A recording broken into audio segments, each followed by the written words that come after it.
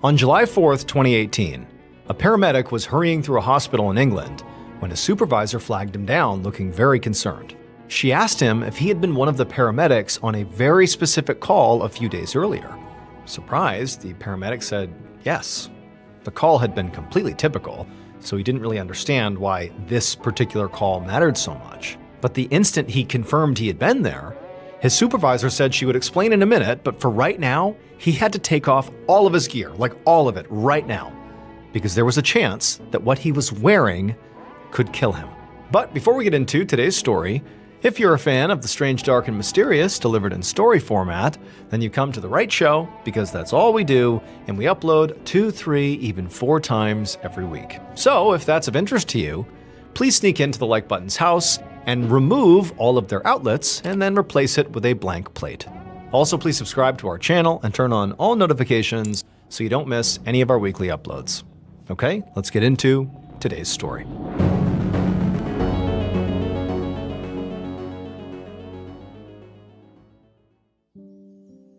On the afternoon of June 29th, 2018, a 44-year-old woman named Dawn Sturgis sat on a blanket in a park in Salisbury, England, drinking some wine with a few friends and her boyfriend Charlie Rowley.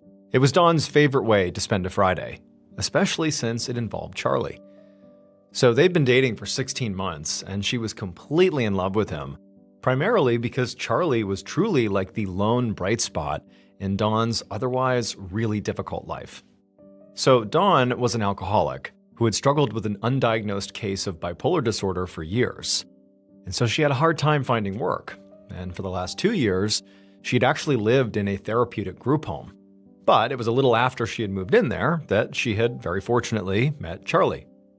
Now, on paper, Dawn and Charlie did not seem like they would be good for each other. Charlie was addicted to heroin. He also didn't have a job, and he was frequently in trouble with the law. And so when they first got together, people in Dawn's life worried that Charlie ultimately was just going to pull her down even further into her own problems. But they did make each other really happy. And so they spent basically all of their time together, going between each other's apartments and visiting the park and hanging out with their friends. And for Dawn, this taste of happiness had made her want to make some positive changes in her life. Now, she still drank alcohol, but she finally got her bipolar disorder diagnosed and properly medicated. And she was feeling stable for the first time in years. She was even planning to move out of that group home and into a new apartment soon, and hoped that, that would give her a chance for a true fresh start. And because of all these changes, Dawn had planned a get-together with her family to show them how well she was doing. It was in a few days, and she'd really wanted Charlie to come with her, since their relationship, at least in her mind, was a huge reason she'd been so motivated to turn this corner. Except, despite how much she adored Charlie and really was excited for her life with him, at the current moment as they sat in the park on this Friday, she actually was really mad at him.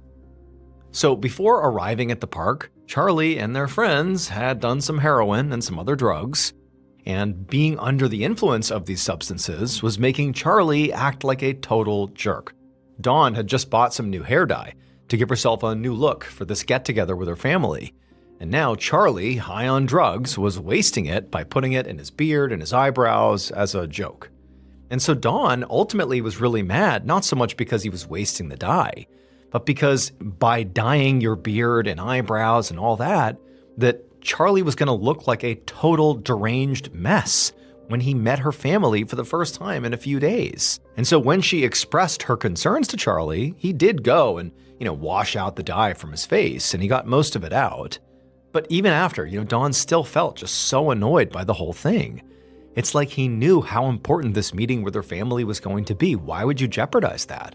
And so in the end, even after he had cleaned himself up, Dawn just got up and stormed off, leaving Charlie and the friends to pack everything up. She was done. Hours later, around 10 p.m. that night, Dawn lay on the couch in Charlie's living room, listening to Charlie and their friend Sam Hobson talk about life and how unpredictable and how unfair it could be. Now, Dawn was still feeling annoyed at Charlie, but overall, she was mostly back to being in a pretty good mood. After she had stormed away from the park, she'd gone to her place, and she had dyed her hair with the rest of the dye that was left, and then she'd called her mom. Dawn actually had 3 kids of her own, and 2 of them were adults. But her own mother, so Dawn's mother, had custody of the youngest child, and Dawn was hoping that maybe they could all see each other tomorrow at this get-together. And her mother had said yes, so Dawn was really looking forward to that. But at this exact moment, all Dawn really wanted to do was just go to sleep. So she got up off the couch to go grab her nightly medication out of the bathroom, and just to get there, she had to carefully step around all the junk and just sort of random items that were laying strewn about all over Charlie's apartment. Charlie was always going out and finding things out on the street or even in dumpsters and bringing those things back home. Sometimes he would sell these things afterwards, but a lot of the things he just sort of kept around. So the apartment was very cluttered. But Dawn successfully navigated the pathway to the bathroom. She grabbed her pills and then went back to the couch, swallowed the medication, and then she lay back into the cushions. Then minutes later, she was asleep. The next morning, Dawn woke up on Charlie's couch a little bit before 9:30 a.m. She did have a small hangover, just a little headache, but by her standards, that was not so bad. She had not drank a ton the day before, so this was a good start to her day. Just a few minutes later, Charlie came into the room and he sat on the couch next to her and said good morning. And between Dawn not feeling that great physically and remembering how obnoxious Charlie had been yesterday with the hair dye, Dawn really didn't feel like talking to him right now. But before she could say as much, Charlie's eyes lit up and he said he'd almost forgotten. He actually had a present for her that he'd gotten a few days ago.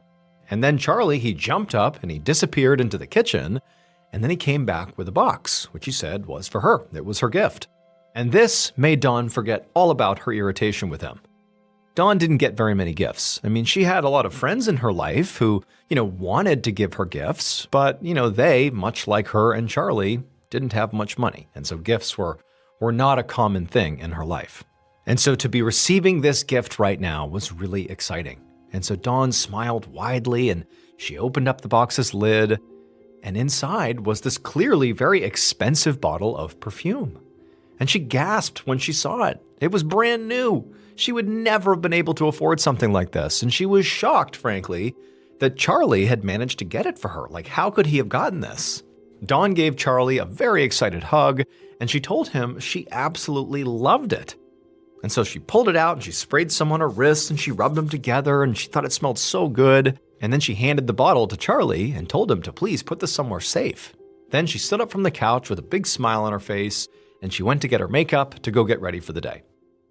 About 5 minutes later, Dawn was sitting back on the couch with her makeup bag now in her lap, and she was applying foundation to her face and telling Charlie about how she was thinking about putting more dye in her hair, maybe a blue streak this time. But as she finished her foundation and reached for her powder, she felt her headache suddenly intensify. She winced, hoping it would pass, but pretty soon she started feeling pretty lightheaded and realized she was sweating quite a bit. She stopped talking about her hair and told Charlie she was feeling really weird.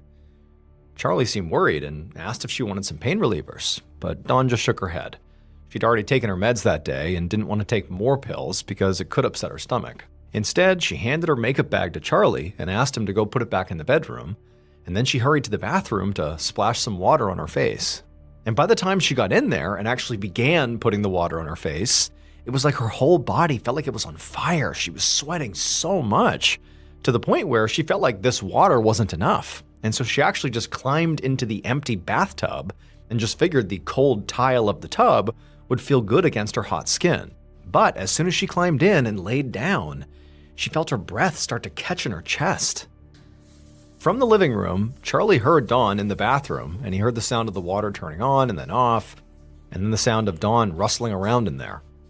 Now, he was somewhat worried about her, but he also knew she regularly had hangovers, and she clearly had one now, and so he figured, that's what this was. He also really wanted to leave right now and go meet up with his friend Sam to shoot up some more heroin, because that would take the edge off his headache and his nausea. However, before he could do that, he heard a weird sound coming out of the bathroom where Dawn was. At first, he wasn't even sure what it was, but then he realized it was a gurgling sound. And so at this point, he jumped to his feet and he hurried to the bathroom door, and as soon as he opened it, he gasped, because Dawn was laying there in the empty bathtub, fully clothed, and frothing at the mouth. Charlie had no idea what was happening, but he instinctively ran over to her, pulled her out of the tub, and he laid her on the floor, and he could tell that she was basically unconscious and she was limp, And in fact, when he listened closely to her mouth, he couldn't even tell if she was breathing. And so Charlie's thinking, this is not a hangover. This is something way more serious. So he ran and got a phone and he called the emergency line. And when the dispatcher picked up, Charlie frantically explained what was going on, that, Dawn, his girlfriend, had just collapsed in the bathtub out of nowhere. The operator got his address and said they would send a paramedic. But they also told Charlie he would have to do CPR on Dawn while he waited, and so they explained to him how to do that over the phone. Charlie was horrified, but he tried to take a deep breath and do what they said so he could help Dawn, so he kept the phone by his side while he straddled Dawn and gave her chest compressions. It would take an agonizing 19 minutes before a single paramedic finally arrived. And by that time, Dawn had begun to turn blue. Charlie paced around anxiously inside of his apartment while the paramedic took over chest compressions. Charlie could hear the paramedic calling for more help on his radio. And sure enough, a few minutes later, more paramedics streamed inside. And at first, this made Charlie feel hopeful, like more medical support meant that Dawn was going to be okay here. But then, from his spot out in the living room, he heard one of the paramedics say something about drugs, like this could be an overdose or something. Charlie heard that and he called out that Dawn didn't do drugs, but the paramedics did not seem to hear him. And a second later, their voices got more urgent. They were using a lot of medical terminology that Charlie didn't understand, but he did catch one thing. Dawn's heart had apparently stopped.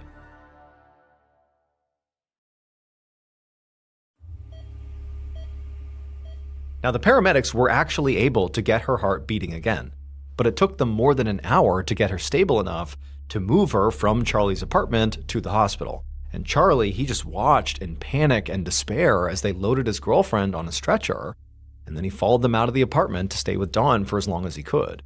And then before they put her into the ambulance, he leaned in and he told her he would meet her at the hospital. As the ambulance doors closed and the sirens came on, Charlie's friend, Sam, appeared, looking very shocked by the commotion. They'd had plans to go to a church event that day that had free food, which Charlie had totally forgotten about. But Charlie told Sam everything that had happened and said he had to skip out on that event because he needed to go to the hospital as fast as he could to meet Dawn. But even as he was saying this out loud, he knew he really couldn't do that. Because if he went to the hospital right now, he had no idea how long he'd be there. And since he was addicted to heroin, he would start to get sick from withdrawal if he didn't get some drugs in his system first. And so Charlie felt trapped. He really didn't know what to do here, and he sort of felt like he was on the verge of breaking down. This was just so much. But then he remembered he had a methadone prescription at the local pharmacy. Methadone is a drug that's often given to people who are addicted to heroin, who are, trying to get clean, and this drug is used to help them with addiction and withdrawal symptoms. It sort of closely mimics what the body would feel if it shot up the drug, but without, the euphoria and the actual high sensation of using the drug. Now, Charlie had not actually filled his methadone prescription yet, mostly because he was not focused on getting clean. But as he's thinking about needing to be at the hospital all day and needing to be, coherent and being able to talk to doctors and nurses and Dawn, he thought, well, hey, I'll go fill my methadone prescription. I'll take that. It'll keep me, from getting sick, but I'll also be clear-minded so I can be in the hospital and help Dawn. So Charlie asked Sam if he would come with him on a different outing to go to the pharmacy to get his methadone. A couple of hours later, at around 3:30 p.m., Charlie got back to his apartment with Sam. It had been incredibly hot outside, and walking around for that long, they now were both dripping with sweat. After they had gone to the pharmacy, Charlie and Sam had actually gone by that church event, but not really to get food, but instead to literally go say a prayer for Dawn. Now, they were back at his place to pack up a bag both for himself and also for Dawn that they would bring to her at the hospital, and then Charlie didn't really know how long he would be there, but he now had his methadone and figured he'd be okay. But as Charlie was doing this, it was like he couldn't think straight. He had this really intense headache, and even though it had been hot outside, it was like he just couldn't stop sweating. And so Charlie was thinking to himself, maybe it's the methadone. He had never done it before, and maybe this is like a byproduct. Maybe these are symptoms from taking methadone. So he decided he would just take a shower, thinking that would kind of, clear out these symptoms and he'd be back to normal. But after the shower, he felt even worse. And when he looked in the mirror, he saw his pupils were now constricted to little pinpricks. But he still tried to press on here, and he went into his room to get dressed and to finish packing Dawn's bag. But as just a couple of minutes went by, he noticed his heart began to race. And as it raced, it got faster and faster, like he couldn't calm it down. Now, over the past couple of days, between the methadone and heroin, Charlie had basically used a lot of drugs. But he did drugs all the time, and he'd never felt this combination of symptoms before. And so Charlie, he leaves the bedroom and he goes into the living room and he just sits down on the couch feeling completely awful. And he has this thought come to him. He's thinking, okay, I don't think it's the drugs because I always do drugs and this is not it. I've never felt this way. And he looks over at Sam, his friend, and he has this weird thought that it's like, what if Sam poisoned me? What if that's what's going on here? What if I've been poisoned? And without really thinking through how or when this could have happened or why, Charlie began berating Sam, saying, "You poisoned me! Why did you do this to me?" And Sam was so caught off guard that he was like, "What are you talking about?" And he began backing away. And Charlie, he just jumped up off the couch and began to pursue Sam like he was going to attack him. But after only taking a couple of steps away from the couch, Charlie's mouth filled up with so much saliva that he stopped being able to speak clearly. All he could do was kind of gurgle and spit out this froth, and then his legs got so weak and wobbly that he had to lean against the wall just to keep from falling down. And then he felt his whole body begin to seize up, and then the last thing Charlie was aware of was his friend Sam grabbing a phone and calling for an ambulance. About an hour later, inside of the emergency room of the Salisbury District Hospital, the on-call doctor stood in Charlie Rowley's treatment room while a nurse at his bedside took his blood. The doctor had just finished examining Charlie, who was now unconscious. He'd clearly had a seizure, and now he had a fever. He had constricted pupils, and he had labored breathing. So clearly, to the doctor, Charlie's condition was very serious. But the doctor was sure he knew exactly what had caused it. Charlie had overdosed on drugs. And the doctor really felt strongly about this because Charlie's girlfriend, Dawn, had been treated that morning for the exact same thing. She'd been brought in after her heart stopped, and she'd had a lot of the same symptoms as Charlie. Now, they had stabilized her, but she'd been admitted to the intensive care unit and was still listed in critical condition. And so the doctor felt really confident in his diagnosis of both Dawn and Charlie because the symptoms fit. And the officer in charge of both cases had confirmed that Charlie, at least, was a known drug user. And the apartment where they'd both been found had been full of needles and other drug paraphernalia. Over the next 24 hours, neither Dawn nor Charlie got any better. In fact, they both got much worse. Their nervous systems began to completely break down, meaning that essential body functions like breathing were beginning to fail. Dawn was literally in a coma and being kept alive by a life support machine, and Charlie was also still unconscious, and his breathing had declined to the point where they had to put him on a ventilator. He'd also been moved to the intensive care unit, same as Dawn. And so at this point, Charlie and Dawn no longer looked like they had simply overdosed on drugs. It seemed like maybe they actually took a bad drug, like there was, poison in the drugs they took perhaps, or something completely different. But none of the medical staff could figure out what was actually wrong. It was totally anomalous. By the afternoon of July 3rd, so 3 days after Dawn and Charlie were hospitalized, one of the doctors in the intensive care unit where they were, his name was Stephen Jukes, he had officially taken over both of their cases. Dr. Jukes had seen the results from the initial toxicology screenings, and they showed that while Charlie did have a significant amount of heroin and other drugs in his system, Dawn did not.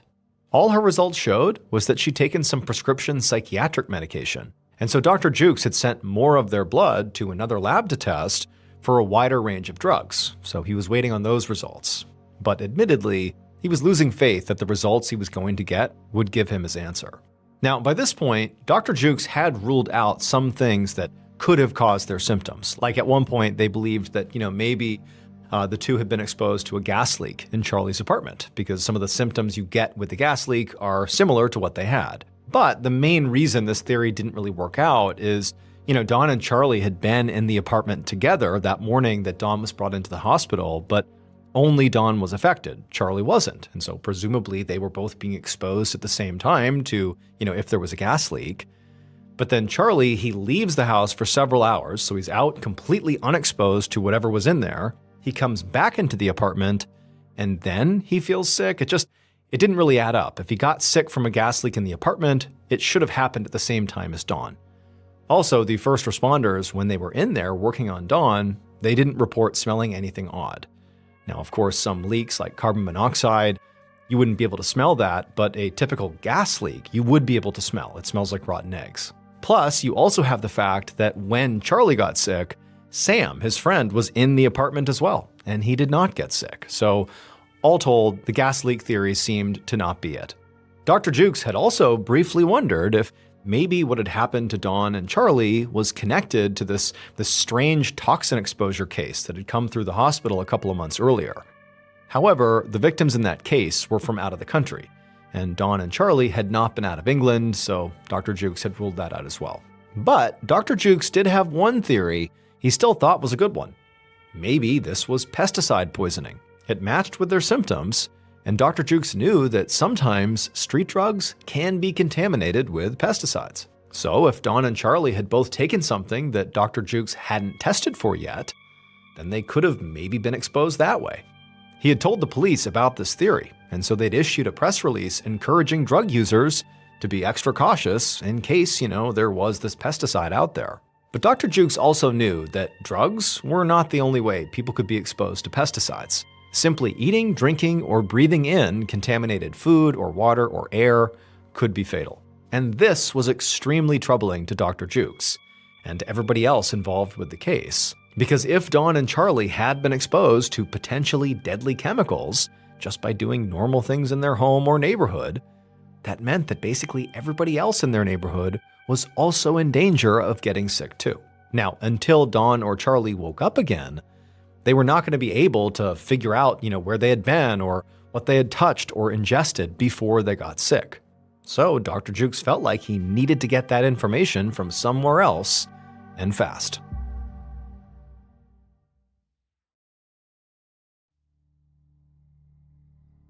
The next morning, July 4th, so 4 days after Dawn and Charlie got sick, Dr. Jukes pushed open a door to a room where Dawn's mother, her 3 sisters, and her son were all waiting.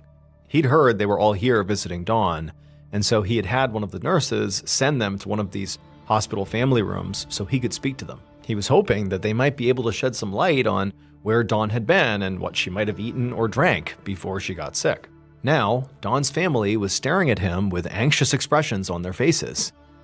He barely got out his introduction before they started lobbing questions at him about what was going on and why the news was describing Dawn as some kind of drug addict. Dr. Jukes just held up his hand to slow them down, and once they were quiet, he explained that at first they had believed this was an overdose because she had all the symptoms for it. But now, based on how the symptoms had progressed, he knew overdose was very likely not the case here. Then he told them his theory about the pesticides and said he really needed their help with it. He asked them to tell him everything they could about Dawn, her habits, her health history, and the people she typically saw. Dawn's mother said she had spoken to Dawn on the phone the night before all this started, and she said Dawn seemed fine. She had even asked to see her young daughter the next day at the big family get-together they were planning. Aside from that, though, the family said that, Dawn struggled with alcoholism and her mental health, and she didn't always tell them everything. And so they just didn't know much about Dawn's daily life with Charlie or her friends in Salisbury, although they were pretty sure that she rarely ever went outside of the city. But what the family primarily wanted to communicate to Dr. Jukes was that Dawn was not just some nobody the way the news had portrayed her.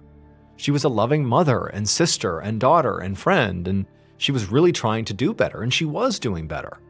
She didn't want much. She just wanted a place of her own and a little more stability in her life, and that's the path she was on, and so they begged him not to give up on her. Dr. Jukes promised he would not, but as he left the room, he couldn't help but feel disappointed.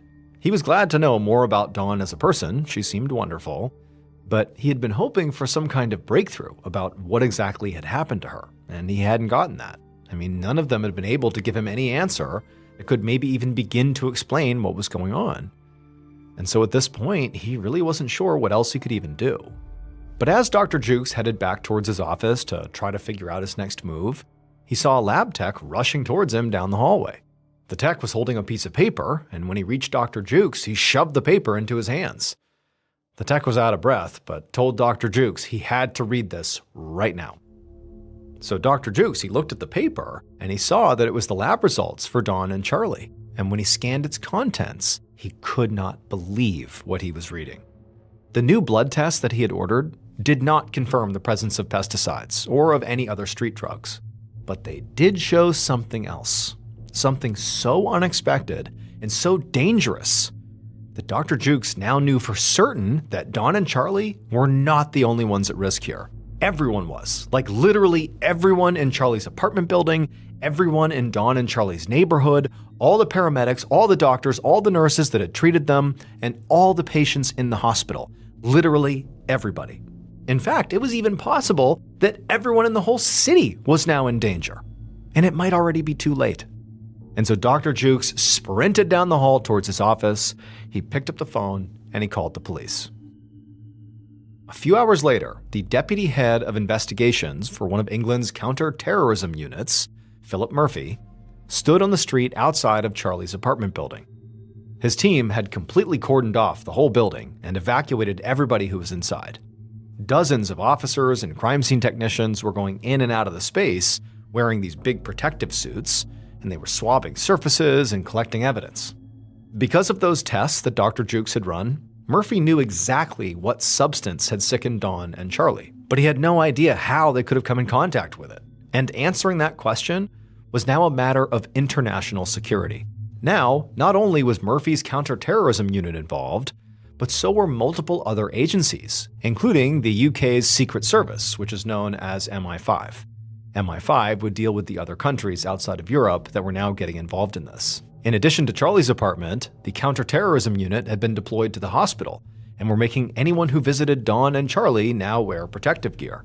They had contacted all the paramedics and all the officers who'd interacted with Dawn and Charlie and made them bag up their uniforms and equipment as biohazards. Some police officers were now sifting through literally thousands of hours of CCTV footage from all around the city from the past few weeks, looking for any signs of Dawn or Charlie. And others were contacting Dawn and Charlie's friends to try to get a sense of their recent movements. At least one friend had already taken officers on a tour of a park they'd all gone to the day before Dawn and Charlie got sick. Murphy actually had a team headed there right now to close it off and start taking more samples. He also had another team at Dawn's place doing the same thing. And so, as Murphy stood there watching the officers in suits go in and out of Charlie's apartment, he knew that really, as big as this was actually just the beginning. He was going to have to be patient, because even though the situation was clearly urgent, he also knew it could take a long time to figure out exactly what happened and why. And so at this point, all Murphy, or anybody else for that matter, could do here was just hope that, the authorities found some answers before more people got hurt. But just 4 days later, on July 8th, Dawn was taken off life support and died in the hospital. And of course, that was incredibly tragic, but specifically for Murphy, he was hoping to get a chance to speak to her. She was, a potential treasure trove of information about how this whole thing happened, and now, of course, he would never get that chance. On July 11th, so 11 days after Dawn and Charlie first got sick, with Dawn now deceased and Charlie alive but still unable to talk, the agencies working on the case had managed to eliminate almost every location that Dawn and Charlie had visited as the source of this toxic substance, except for one, and that was Charlie's apartment. And so Murphy sent the forensics team back to the apartment to search it all over again. That afternoon, a lead officer with the forensics team stood in the middle of Charlie's small apartment alongside some of his colleagues. This lead officer and his team were all dressed in these very heavy-duty protective suits, so they moved slowly around the cramped space as they took samples of surfaces and bagged potential evidence. All the stuff, all the clutter in the apartment made it really hard to get around. There were clothes on the floor and open bags of fabric and dirty dishes stacked in the sink and on the counters and overflowing trash cans. And in the bedroom, there was a bunch of makeup and some hair dye boxes scattered on the floor, along with needles and other drug paraphernalia. There was not a ton of furniture in the apartment, but it was all over the place because paramedics had pushed it around during their response. And other areas of the place were littered with medical debris, like rubber gloves and plastic wrappers. And there was also just some trash and just kind of like random objects, water bottles, plastic toys, piled up on the windowsills. It was almost like there was literally too much in the apartment to even effectively test it all. But as the lead officer walked around doing his best to, identify things to be tested, something on a counter caught his eye. It was an object that looked very different from anything else in the apartment. Now, to understand what happened to Dawn and Charlie, you have to go back in time to 3.5 months before they got sick, when an unrelated older man and a younger woman were found unresponsive on a park bench in Salisbury and brought to the Salisbury District Hospital, the same one that Dawn and Charlie would go to. Now, this older man and the young woman, when they came into the hospital, they were experiencing seizures and they couldn't stop vomiting. But after being treated at the hospital, they actually both fully recovered. And at first, the doctors there, including Dr. Jukes, thought this man and woman were just regular civilians who had gotten sick, maybe from an overdose. But soon, it became clear that both of those things were not true. Number one, they were not just regular civilians. The older man was a Russian spy who had defected to England, and the young woman was his daughter. And they had definitely not overdosed. They had been poisoned. An investigation discovered that the substance that had been used to poison them was this very rare and deadly chemical weapon created by Russia called Novichok, a kind of nerve agent. And so 3.5 months later, after Dawn and Charlie were hospitalized and getting worse and worse, and then that lab tech rushed down the hallway to show Dr. Jukes their new lab results, it was Novichok, the deadly chemical that Dr. Jukes saw printed on the paper. That was in their system. Investigators in the spy poisoning case had never been able to figure out exactly how the poison had been administered to the spy and his daughter. But the item that Murphy's forensics team had found on the counter in Charlie's apartment, the one that kind of stood out and didn't really appear like it belonged in this space, was the item that ultimately solved that mystery. It would turn out Charlie actually found the source of the poison, unintentionally. It was that brand new bottle of perfume that he had given to Dawn on the morning they both got sick. Because Charlie hadn't actually bought this gift at a store, he couldn't have afforded it. Instead, he had found it in a dumpster during one of his many dumpster diving excursions. And that dumpster just so happened to be the exact same dumpster where a Russian agent had discarded the poison perfume after the attempted assassination. So when Dawn accepted Charlie's gift and sprayed it on her wrists in excitement, she had accidentally exposed herself and Charlie to the deadly nerve agent. Charlie would eventually recover from his exposure to Novichok. As for the 3 Russian agents that authorities suspect were involved in this thing, they went back to Russia and have never been prosecuted. And Russia has denied involvement in the poisoning.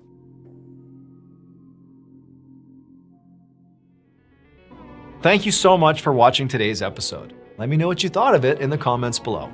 And remember, we have a whole playlist of Places You Can't Go episodes ready for you to binge right now. So go ahead and click here and give them a watch. All right, until next time, see ya.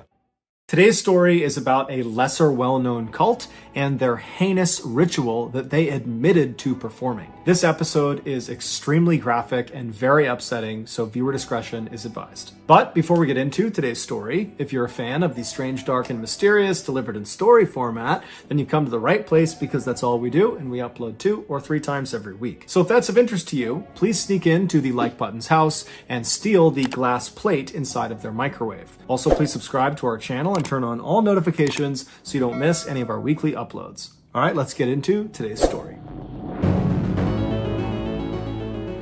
In the early 1950s, Harold Alexander, who was a young stonemason living in Hamburg, Germany, came in contact with an old man named George Reel. George was the leader of a small religious group called the Lorber Society. This group, which never had a large membership at any point in their short history, was rooted in the Christian faith, but their views were far more extreme than the average Christian congregation. For example, many Christians believe in the concept of self-denial, which in layman's terms means to deny oneself some personal human pleasures, like certain sexual practices or the overindulgence of food or drinking, and all of this is done to gain favor with God. But George and the other members of the Lorber Society took this concept of self-denial to the extreme.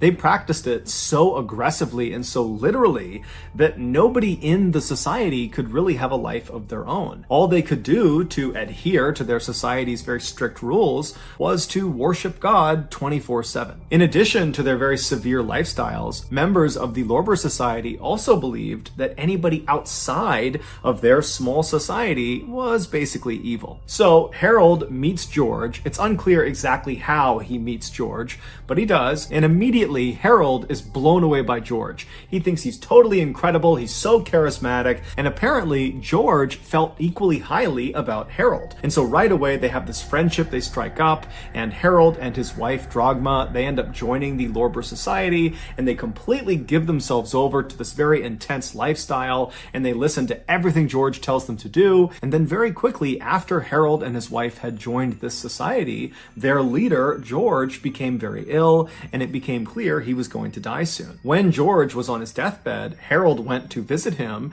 and after speaking with him privately in this room, Harold emerges and he tells his wife that George has told him that he is going to be the next leader of the Lorber Society once George passes away. And so his wife accepts this, as does the rest of the society members, and then after George actually does die, everyone in the society just turns towards Harold and begins listening to him and following him. It's worth noting that we don't know for sure if George really did tell Harold that he was going to be the next leader of the Lorber Society, or if Harold just made that up because he knew George was going to die soon and he could kind of get away with stealing that title. Over the next few years that Harold was in charge of the Lorber Society, he began introducing a new concept to the members. He would continuously tell them that they needed to be ready for when the next prophet of God returned to the earth. Harold told his members that when this happened, one, Harold would know immediately and he would tell them, and two, whatever this prophet wanted, no matter how confusing or crazy or terrible, they had to do it without question because this was God's will. In 1953, so roughly a year or two after Harold has taken over the Lorber Society, he and his wife, Drogma, have their second child. It's their first boy, and they name him Frank, and as soon as this child is born, Harold looks at him and determines that this boy, his son, is the prophet they have all been waiting for. And so he tells his wife and he tells the members of the Lorber Society that his son, Frank, is the prophet of God, and everyone across the board completely accepts it. As the prophet, Frank, grew up, he was shamelessly worshipped and waited on 24/7 by the members of the Lorber Society and his own family. And so naturally, this had a profound impact on the way Frank thought and how he behaved. By the time Frank was at the age of grade school children, he fully believed that he was the prophet of God, and he began using that authority to kind of boss his family around more than he really needed to, especially his three sisters and his mother. But no one ever intervened because, again, this is the prophet of God and he can do whatever he wants. When Frank turned 16, he started thinking about girls and sex, but he was conflicted because he had been taught everybody outside of this society he was a part of were evil. And so he didn't want to pollute himself by having sex with these evil women. And so he went to his father and told him that he wants to start having sex with his mother and his sisters in order to stay pure. And his father, Harold, not only embraced the idea, he encouraged it. And in fact, he would often join in with his son during the sexual intercourse. As for the four Alexander women, they completely accepted their new roles as sexual objects because they believed by doing whatever Frank the prophet wanted, they were serving God. Eventually, one of these sisters began talking to some of her very few friends at school about how she was kind of jealous of her other sisters for all the attention they were getting from Frank. And so the friends kind of picked up on this strange relationship between the siblings, and before long, rumors had started about there being some incestuous relations inside of this family, and those rumors eventually made their way to the parents of students, and then from the parents, that made its way to the police, and before long, Harold had discovered that the Hamburg police were about to launch an investigation into his family. And at the same time, Harold also discovered that members of the Lorber Society, they had heard about these incest rumors as well, and they had their own suspicions already, and they were not on board with incest. And so they were very clearly starting to distance themselves from Harold and his family. And so it was pretty clear to Harold that the writing was on the wall. He and his family were no longer welcome in Hamburg. And so he goes to the Lorber Society and kind of retires and says, I'm leaving. You need to find yourself a new leader of this society. And then he and his family completely broke ties with the Lorber Society. They left Hamburg and and fled south to Santa Cruz, which is a city on the Canary Islands in Spain. And so they settle into this little apartment inside of this busy city, and very quickly they fell back into their old routines of constantly worshiping Frank, the prophet of God, despite the fact that they were no longer affiliated with the Lorber Society. And so their actions were now being driven by their own personal belief system. 10 months later, on December 22nd, 1970, a wealthy doctor named Walter Trankler was at his villa, which was located not far from where the Alexanders lived, when he heard a knock at his front door. When he opened the front door, he saw there were these two men who he didn't recognize, who were covered head to toe in what looked like mud. And at first, he was totally taken aback by their appearance and almost wanted to just shut the door. But in order to be polite, he kept the door slightly open and said, hey, how can I help you guys? And the two men would introduce themselves as Harold and Frank Alexander, and they were there to speak with one of their family members, Sabine. Sabine was one of Frank's two younger sisters, and she worked for the doctor as a housemaid. And so the doctor, he didn't know any of Sabine's family members, so he just kind of took their request at face value and said, hold on, let me go get her. And so he leaves the front door, he goes into the kitchen, and he finds Sabine, this 15-year-old girl, and he tells her that your father and your brother are waiting for you outside. They want to talk to you. And so Sabine, without saying a word, puts her knife and the food down. She walks out of the kitchen with the doctor, and as they're walking towards the front door, the doctor stops about 10 or 15 feet away from the front door to kind of allow Sabine to walk up and have a semi-private conversation with her relatives, although they're still inside of his house, so he didn't want to go too far. And so the doctor is standing maybe 15 feet away, wondering if he should just turn around or maybe just go into the other room to let them speak, when he overhears the father, Harold, say something truly horrific to his daughter. It was so shocking that the doctor stopped what he was doing, turned, and looked directly at Sabine to see how she was going to react to what she just heard.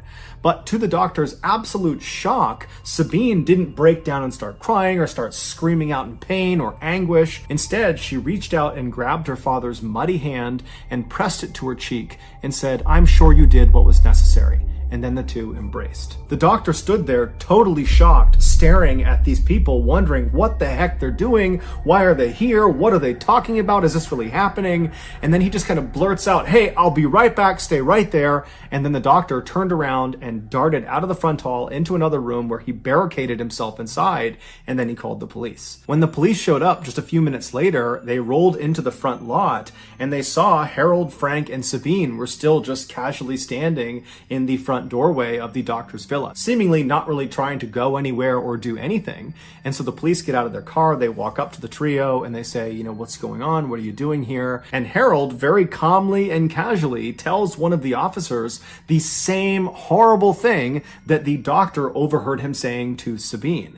Except this time, Harold specified to the officers where this horrible thing took place. He said it happened inside of their apartment. The police were shocked at Harold's candidness and the fact that his two kids who were standing right next to him and they're hearing what their father is saying, they too are just totally detached and very calm, as if nothing their father is saying is having any effect on them. It's just totally business as usual. And so the police asked Harold to repeat the story a few times to make sure they were hearing him correctly, and then they just arrested Harold and his two kids. After the three Alexanders were brought to the police station, 3 other police officers were sent over to the Alexanders' apartment in Santa Cruz to see if what Harold had said was actually true.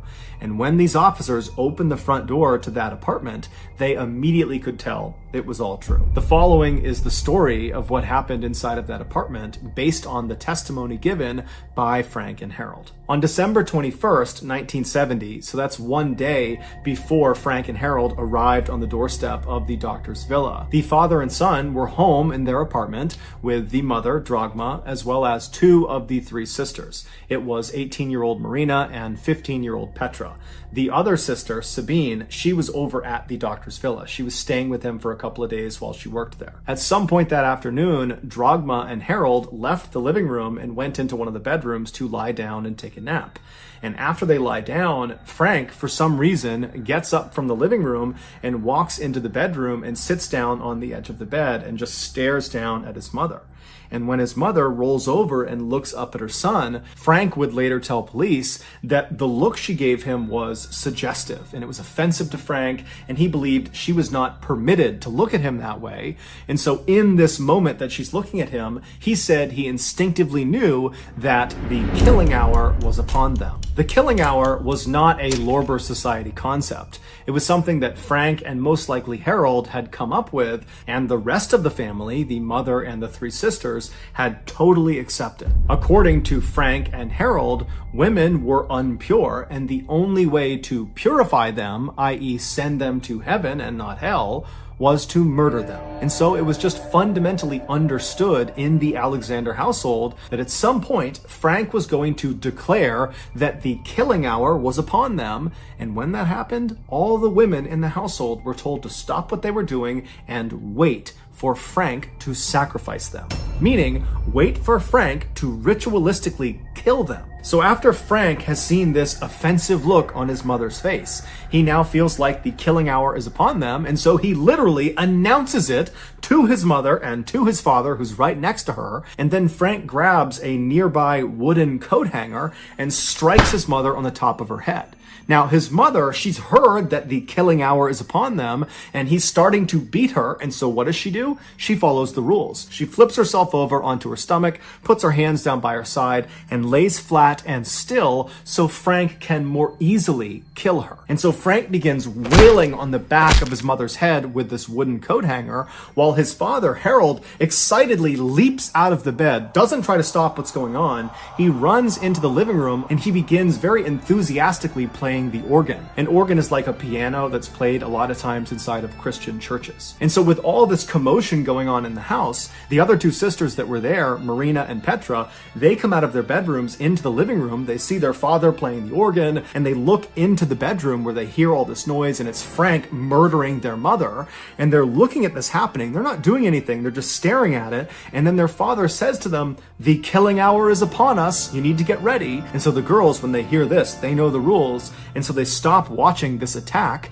and they make their way over to the center of the living room, and they sit down cross-legged, and they begin to patiently wait their turn. After a while, Frank stopped beating his mother, who was now unconscious or perhaps even dead, and he walked out of the bedroom into the living room, where he saw his father on the organ, and he saw his two sisters sitting on the ground. And so without any hesitation, he walks over to Marina, the older one, the 18-year-old, and he begins hitting her on the top of the head until she slouches over onto the ground motionless. And then he turns to the younger one, Petra, the 15-year-old, and he does the same thing to her until she's laying on the ground motionless. After this, Frank stands up and he leaves the living room and goes into the kitchen, where he retrieves a small knife, pruning shears, and a hammer. At this point, it's likely that one or two of the Alexander women were still alive.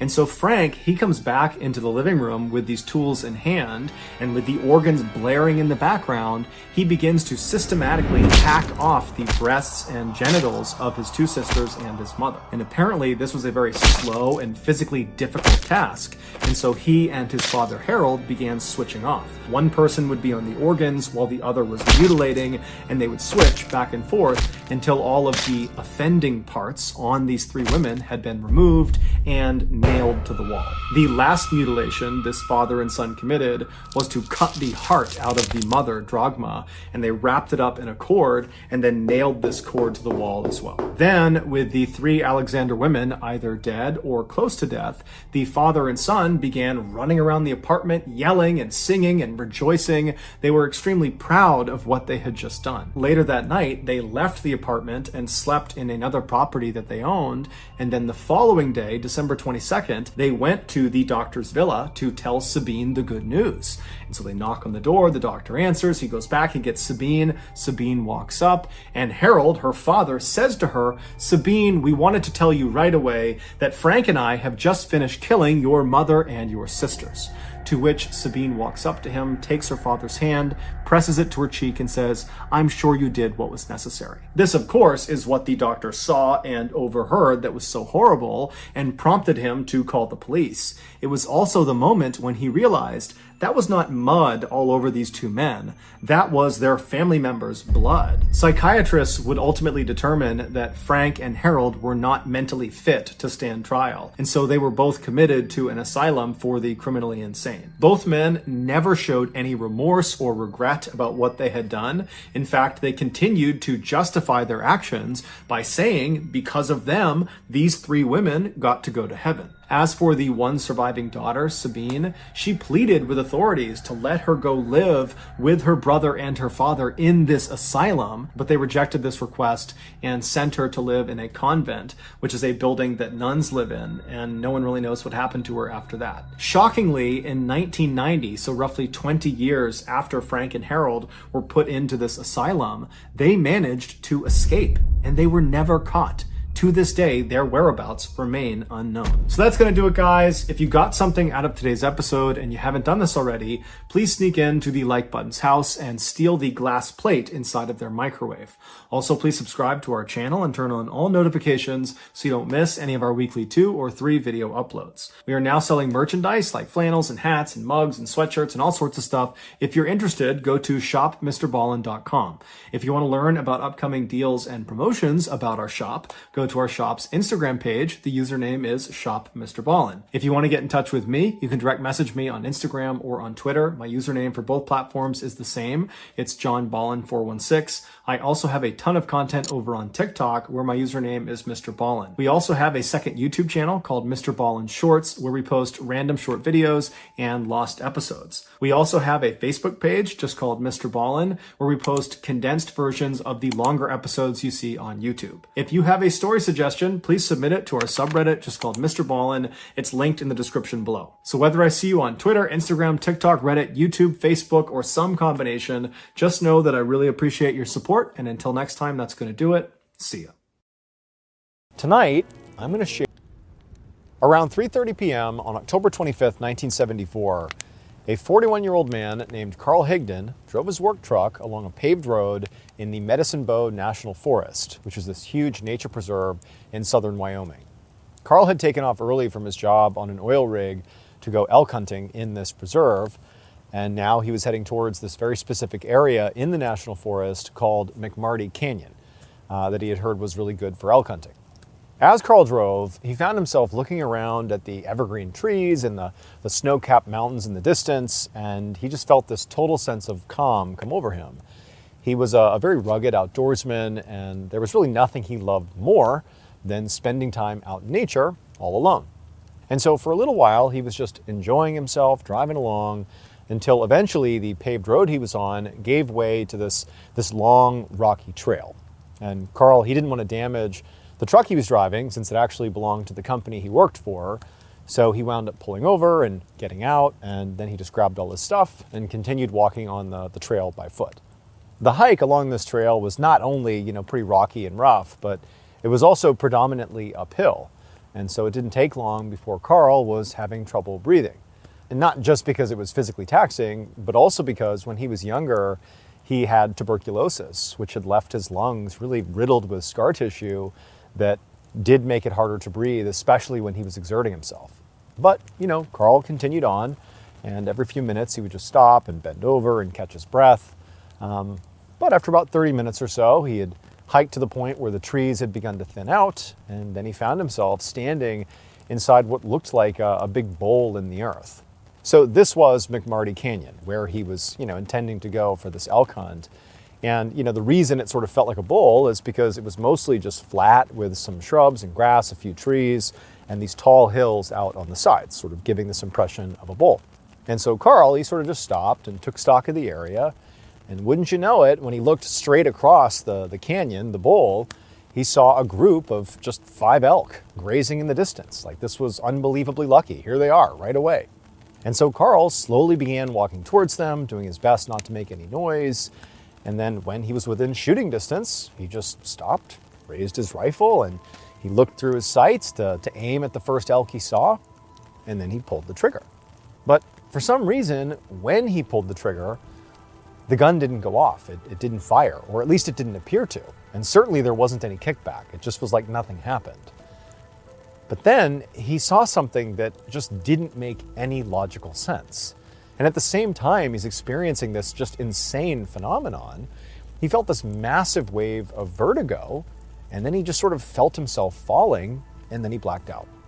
The next thing Carl knew, he felt himself being shaken back and forth, and he sort of slowly began to blink his eyes, feeling very confused and disoriented.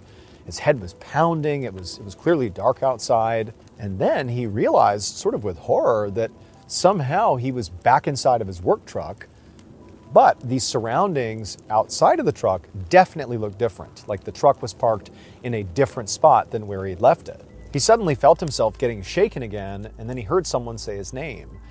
And he looked up, and in the darkness, he saw there were two men that he didn't recognize who were clearly shaking him, trying to get his attention. And they tried to ask him, like, what was going on?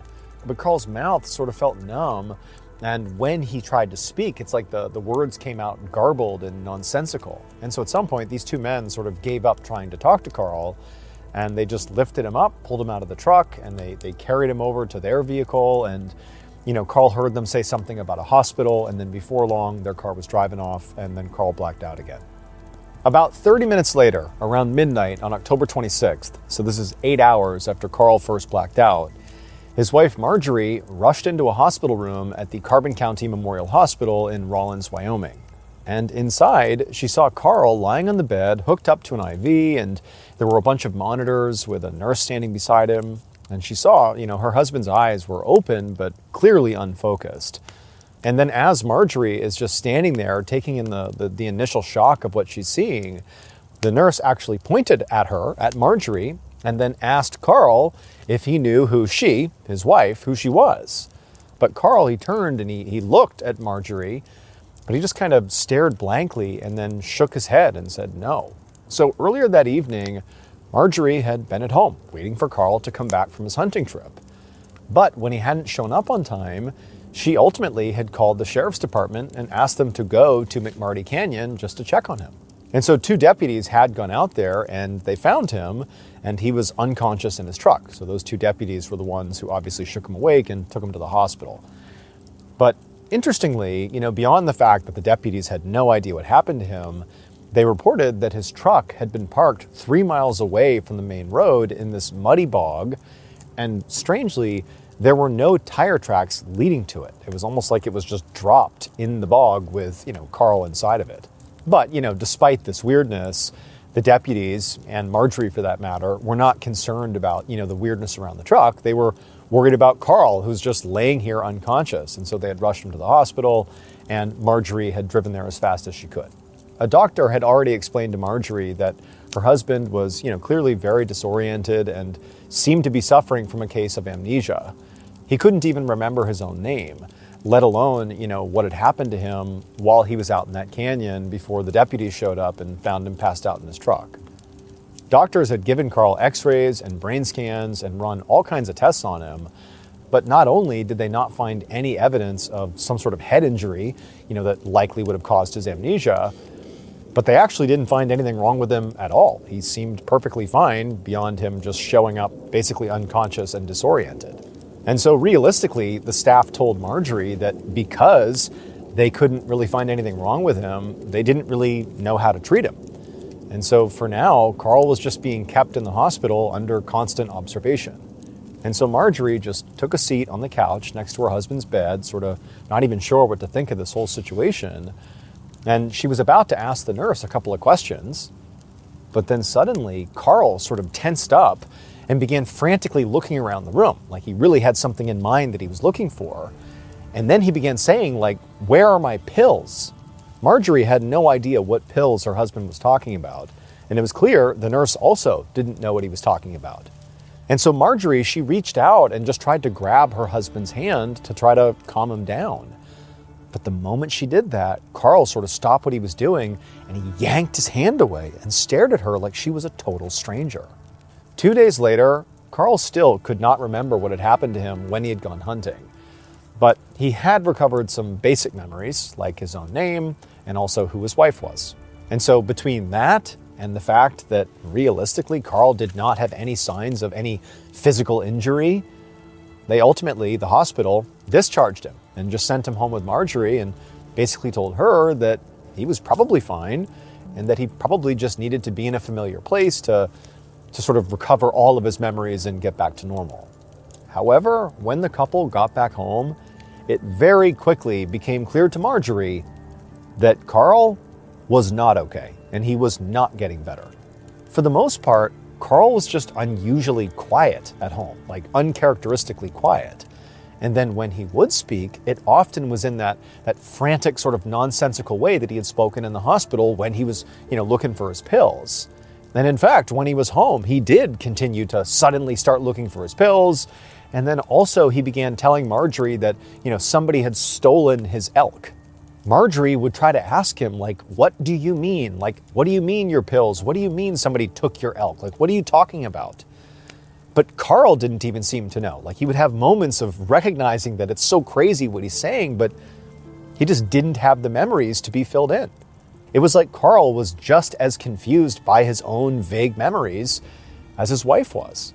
However, a few days after they got home from the hospital, Carl suddenly told his wife that he'd actually remembered something really specific about what had happened when he was hunting. Like a new memory had popped up in his mind. He told her that when he was in McMarty Canyon and he saw those elk and he raised his rifle and he pulled the trigger, he said there was no sound, there was no kickback, it was like nothing had happened. But then he said something happened that like truly just didn't make logical sense. He said he realized the gun had fired, but it was like the world had slowed down and he could actually literally see the bullet leaving the rifle, but like in slow motion. Like this bullet is trickling out of the gun and slowly making its way, across the canyon, and he's just staring at this bullet. And then the bullet seemed to strike like an invisible wall of sorts, at which point the bullet actually stopped and almost like flipped inside out and sort of flattened and then fell to the ground. And then also as the flattened inside out bullet fell to the ground, Carl said he too fell to the ground and he blacked out. Now, when Marjorie heard this, her first thought was like, this is nonsense. This is not real. This is something maybe Carl's mind has created to fill in the gaps of his memory, because it's got to be really frustrating for him that he's got all these like fragments that he can't put together. And so maybe this is just his mind filling in the gaps with this really specific and weird imagery. But not long after hearing this story, Marjorie was doing the laundry and she was finally washing the clothes her husband had on when this whole thing happened out in the canyon. And when she reached into the pockets of his jacket to make sure they were empty before, washing the jacket, she felt something metallic. And she pulled out this round, like flat disc, this metal disc. And at first she just had no idea what it was. But then she thought about what her husband had said about the bullet from his rifle, flipping inside out and flattening and falling to the ground. She couldn't help but feel like this metallic disc that she's holding in her hand that was in her husband's jacket looks an awful lot like a bullet that has been flipped inside out and flattened. Like she couldn't believe it. Not long after this discovery of the alleged bullet, Marjorie sat next to her husband on a couch inside of an office at the University of Wisconsin. They were both sitting across from a psychology professor named Dr. Leo Sprinkle. Now, Marjorie knew this meeting was sort of a long shot, but she was hopeful that, maybe they would learn something valuable. So by this point, Carl had not recovered any other memories from his hunting trip.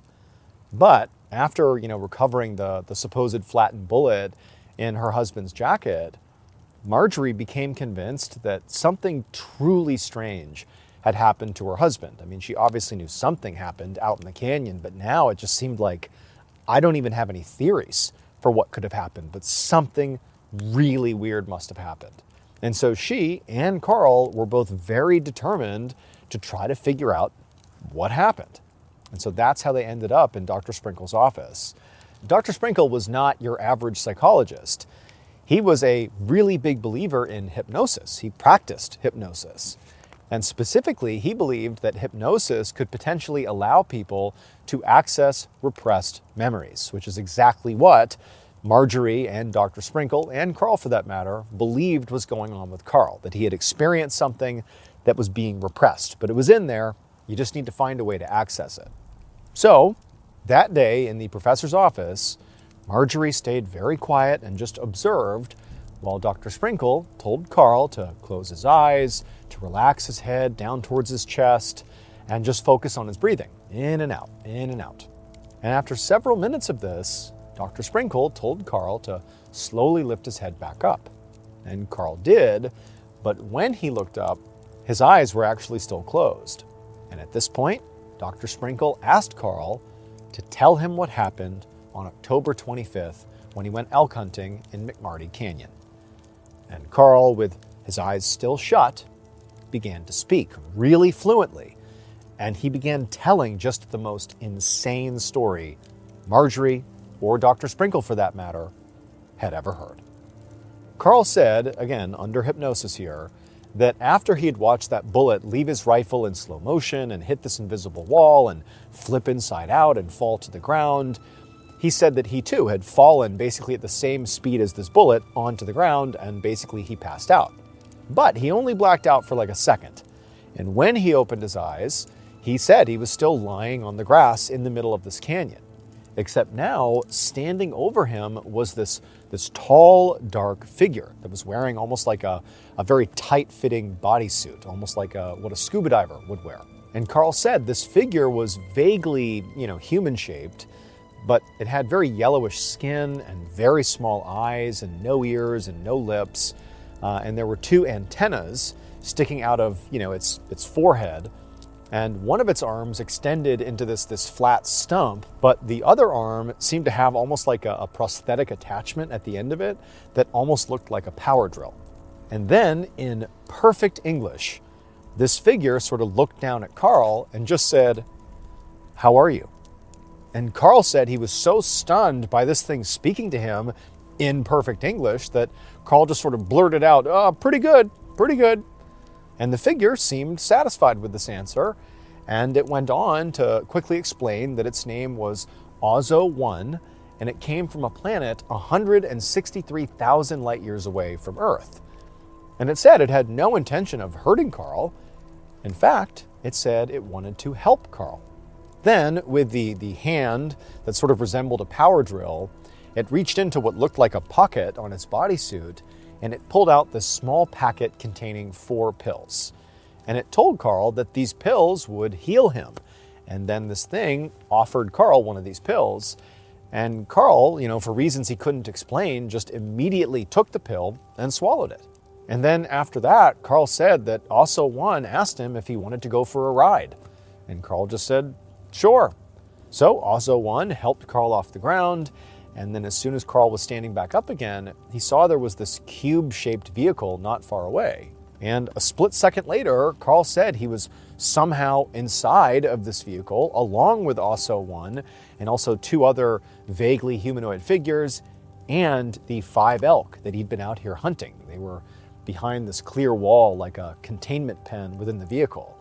And Carl was seated in a chair, as was Ozo-1 and the 2 other humanoids. They were all just sort of sitting there.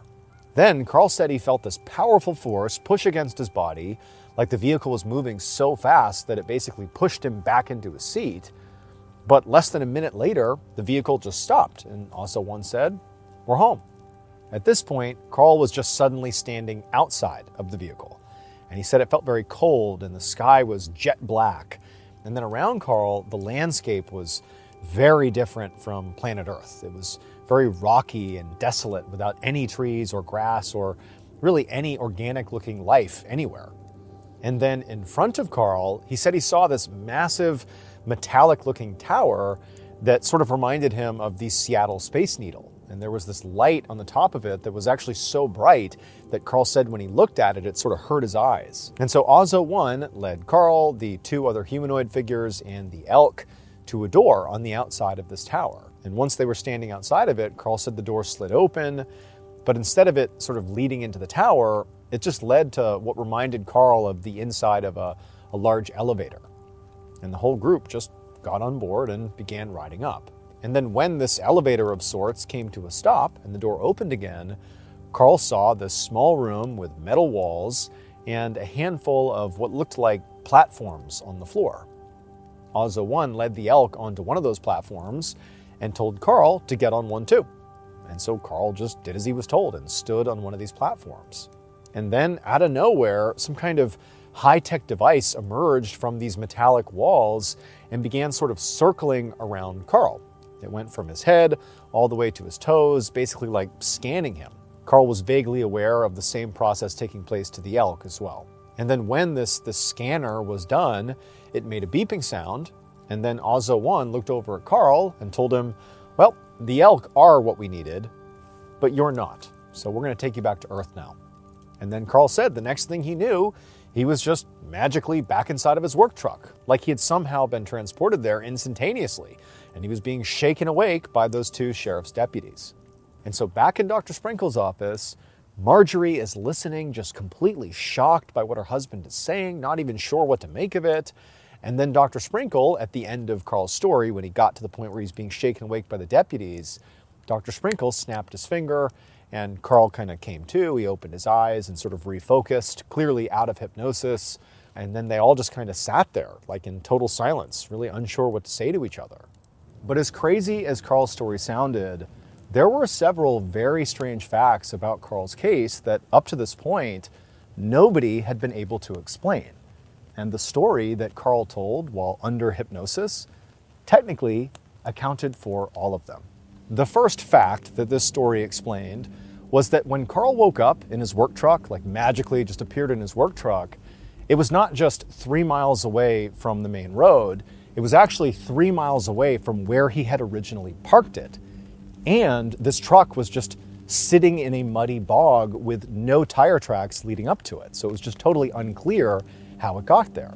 And so if you follow along with Carl's story, perhaps when he was transported back to Earth, they, this other creature and the other humanoids, maneuvered the truck with Carl in it into this bog. The second strange fact is that when Marjorie had ballistics experts analyze that flattened presumed bullet that she had found in Carl's jacket, they were just as baffled as she was. Like, they could not come up with any earthly explanation for how a bullet could be flattened and turned inside out. Like, this was not possible. And so again, if you follow Carl's story, perhaps this being is the one that flipped the bullet inside out.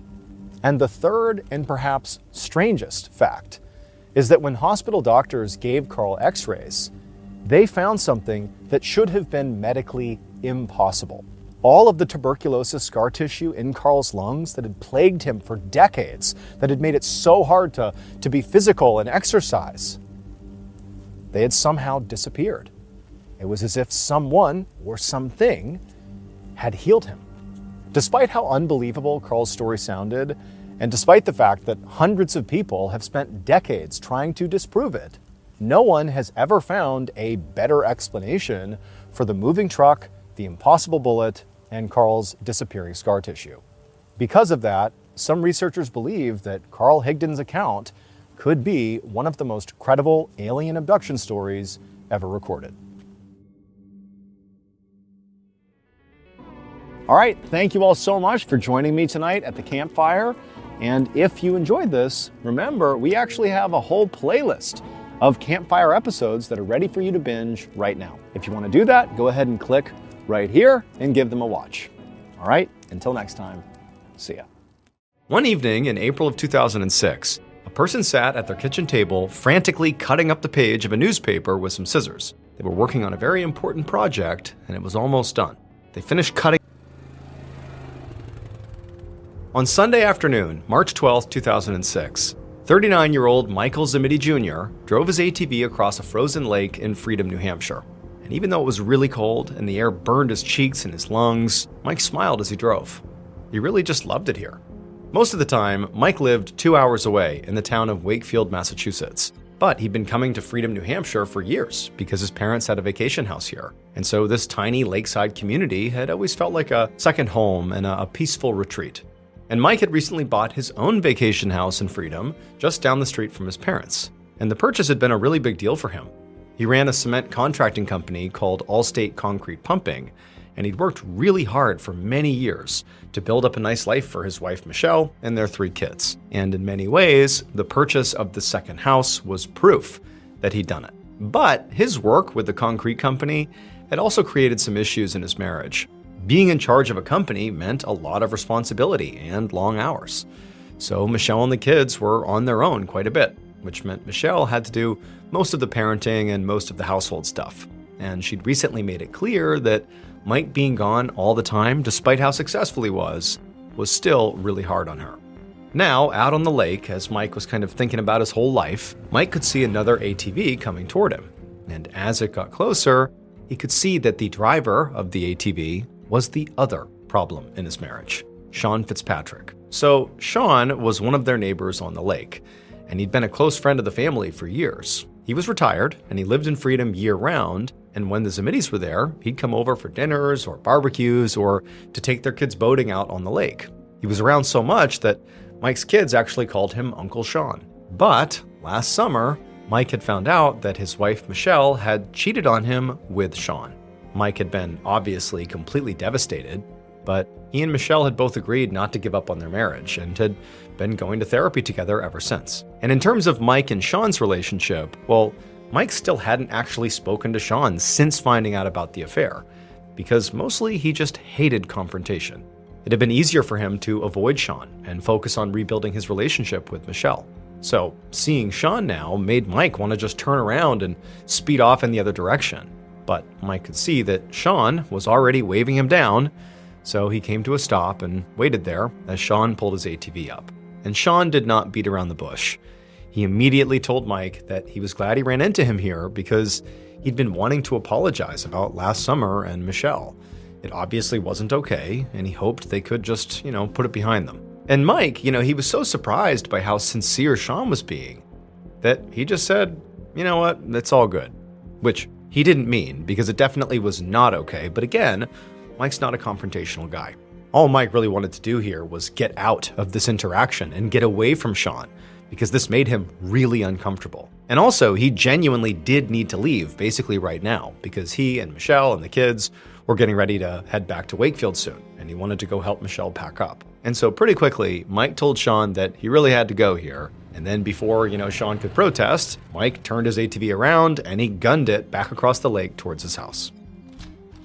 About 15 minutes later, Mike walked into his house, and the first thing he saw was a bunch of suitcases all packed and sitting by the door.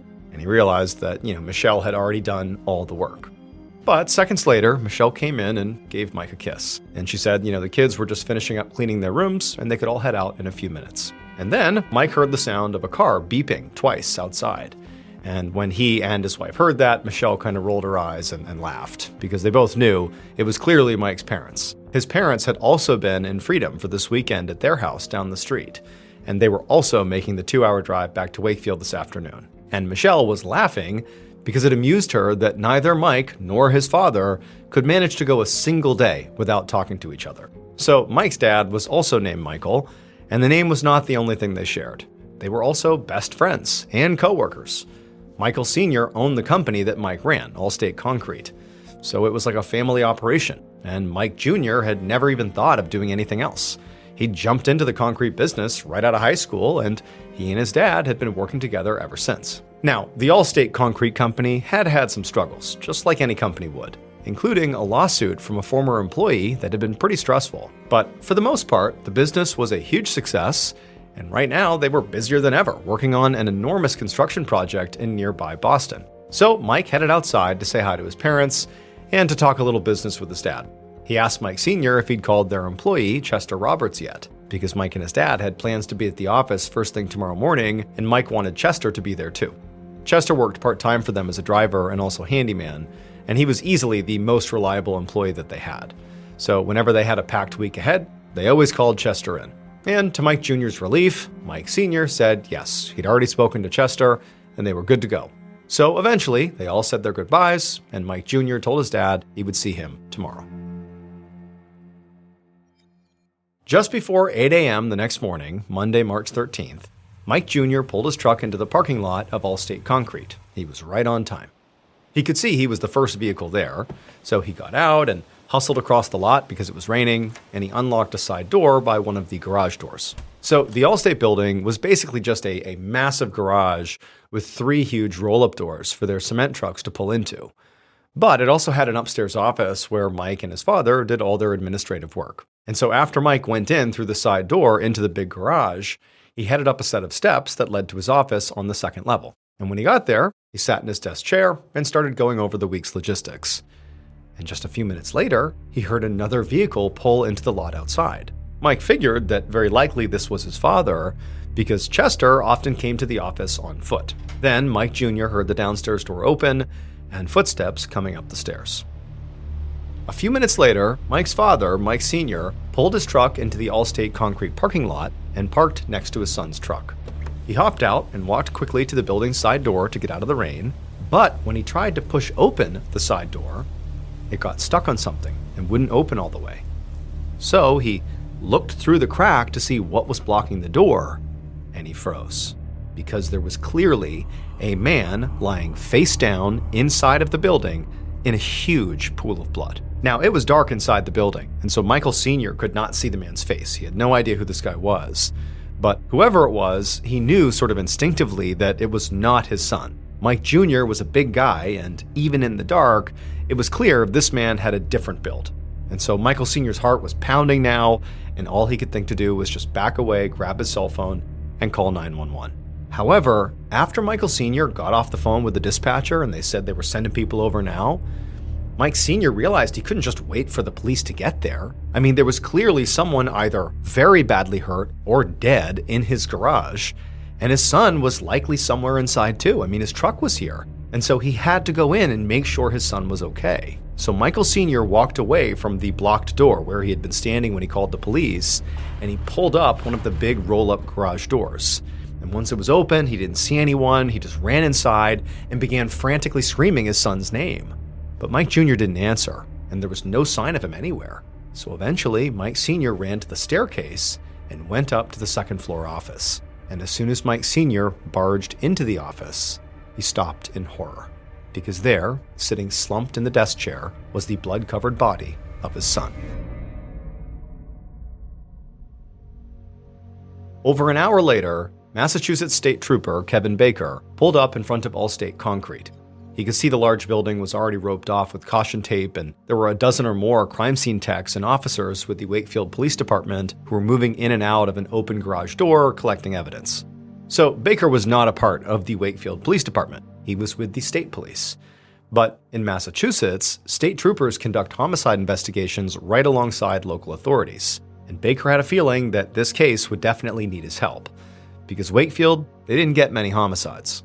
The town was about 10 miles north of Boston and had a reputation as being a really peaceful and safe place. The kind of small town where everyone actually knew each other. Baker got out of his cruiser and looked around for whoever was in charge. And he didn't have to wait long, because an officer hurried up to him and introduced himself as Detective Richard Cass with the Wakefield Police Department. Cass told Baker to follow him, and as they walked towards the open garage door, he quickly briefed Baker up on the situation. There were 2 male victims inside, and both were deceased. They'd both been shot, and they had been found by the company's owner, Michael Zametti Sr., a little after 8 a.m. Baker followed Cass into the garage and over to the first body, which was face down on the floor just inside a smaller side door. Cass explained that this victim was 51-year-old Chester Roberts, a part-time truck driver for Allstate. It hadn't been difficult to identify him because Chester did a lot of handiwork around town and was known by all the locals, including Detective Cass himself. When Baker went to the body, he could tell right away that Chester had been shot in the back. It was a single shot and most likely was from a shotgun, since clearly there was a blast radius where there was like a spray effect with a lot of little pellets that entered his body. Chester had no other visible injuries, including no defensive injuries. And when Baker stood and looked around the garage, he also didn't see anything that pointed to a robbery or any kind of struggle. There was pretty pricey looking equipment just sitting around, and nothing was toppled over or obviously out of place. So Baker guessed that Chester's killer had likely snuck up on him and shot him in the back before he even had a chance to turn around. Baker spent a couple more minutes looking around at the doors and the windows, and again, didn't see any signs of, forced entry or anything out of the ordinary, but that didn't mean much. Chester had likely opened up for the day and begun work, and the killer had just come in after him. And so after a few minutes, when Baker was done looking around the first floor, he told Cass he was ready to go up to the second floor to see the second body.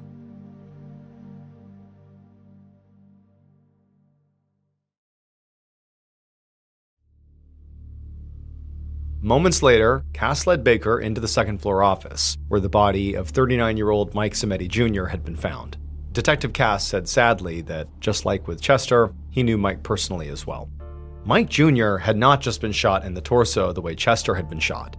He'd been shot in the face as well as in the chest. And the force of these shots had been so powerful that, like, his desk and surrounding paperwork were also all drenched in blood. And for the most part, Mike was basically unrecognizable. But what struck Baker the most was not just how gruesome this was.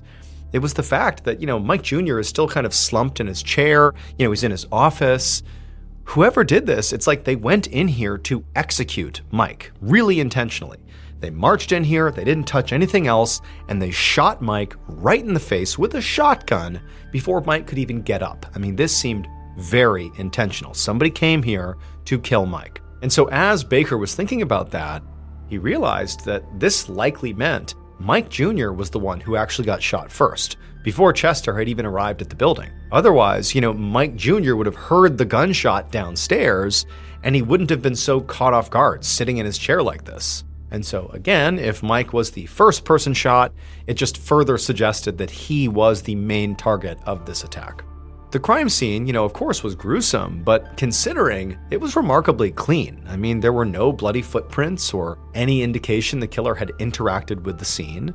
And the Zimettis did fit the mafia stereotype, an Italian-American family involved in construction. Baker told Cass what he was thinking, sort of as he was surveying the scene here. And Cass, as he heard this, he sort of had this thoughtful look come over his face. He said he knew the Zimettis pretty well, and Mike Jr. and his father were really good people. So he found it hard to believe they were involved in any kind of shady, mafia business deals. But he conceded that it was possible, especially since the Zimettis were contractors on a project called The Big Dig. And this made Baker immediately raise his eyebrows. So The Big Dig was literally the biggest construction project in the country and involved building a tunnel under the harbor in Boston. But it had been kind of like a total disaster, just a major headache for the city since it was way over budget and had been going on for 15 years and still wasn't done. This huge project had also been famously hampered by mafia dealings and corrupt payoffs. So now Baker had to wonder if the Zimettis had either been involved in these seedy deals or had maybe accidentally upset the wrong person while on the job. But even if the murders had nothing to do with the mob, Baker still thought it was very likely that the killer was somehow connected to their business. Somebody who maybe had worked at Allstate Concrete, or maybe who had been a client, and would know where Mike worked in the building, and that he'd be there early in the morning. And while the second victim, Chester, was probably not the primary target, Baker wasn't sure yet why he was also killed. He could have been killed because he was just at work at the wrong moment, or maybe he was wrapped up in the same conflict as the Zimettis. So for a moment, Baker just stood there staring at the scene, staring at the blood-soaked paperwork all over the desk. And then eventually he turned to Cass and said they would need a list of all of Allstate's employees and clients. Baker then spent some more time just kind of walking around the office looking for evidence, and he noticed a 16-gauge shotgun shell on the floor. So he grabbed a nearby tech and told her to bag it and see if she could locate any other shells. Baker and Cass then headed outside, where already a crowd of people were gathering outside around the outside of the police perimeter. Once they were outside, Trooper Baker asked Cass if they could start by speaking with the person who actually discovered the bodies, Michael Zimetti Sr. But Detective Cass shook his head and said no. He explained when he'd first gotten to the scene that Michael Sr. had been so distraught over his son's death that he could barely speak, so Cass had just sent him home. Another Wakefield police officer had done the same thing when Mike Jr.'s wife, Michelle Zimetti, showed up, totally hysterical, saying she had heard there was an accident, and they had told her that her husband was dead and taken her home too. Baker understood, but was not thrilled to hear this. He preferred to speak to witnesses and family really quickly and in person. In a murder, a spouse is always a suspect, so he was especially disappointed to have missed Michelle. But there was still plenty to do at the scene, and obviously the Wakefield police knew where the family could be found later. So Baker turned to Cass and suggested they just start canvassing the businesses nearby. The following morning, March 14th, Trooper Baker parked his car in front of Mike's parents' house in Wakefield. He was with Detective Cass, and they were there to speak with Mike Sr. They'd just gotten the autopsies back for both Chester and Mike, but they didn't reveal anything that they didn't already know.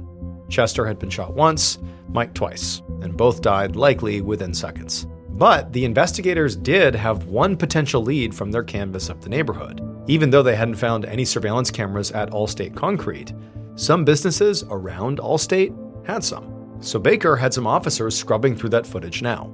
He also had another team interviewing Chester Roberts' family, because there was still a chance that Baker had gotten this all wrong and maybe Chester was actually the target. Besides that, the crime techs had not found much physical evidence at the scene. There were no fingerprints, and since it had been raining, they hadn't been able to collect any footprints or car tracks from outside. So now, Baker reached up and knocked on the front door of the Smitty's house, hoping that Mike Sr. would be able to point them in the right direction. A minute later, Baker and Cass sat in the living room with Mike Sr. and Pat, Mike's mom. Both of Mike's parents seemed incredibly emotional. Michael Sr. was visibly shaking, while Pat just cried. And seeing how upset they were now made Baker realize that Cass had made the right call in sending Michael Sr. home yesterday. Even 24 hours later, it was still going to be very hard to get any sort of real answer out of them because of how upset they were. So Baker decided he would just have to keep it really brief.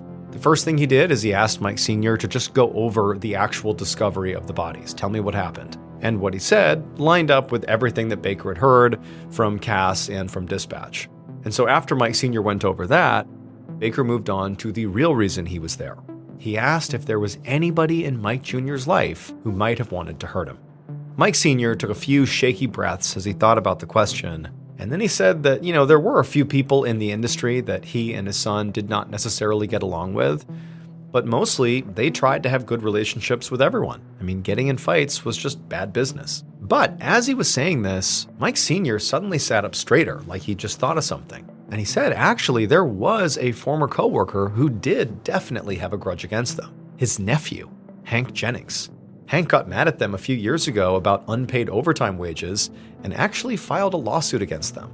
Now, they'd eventually paid Hank a settlement, but they still all hated each other. Mike Sr. looked over at his wife, Pat, and she just nodded and said the whole thing had been really high stress and very volatile.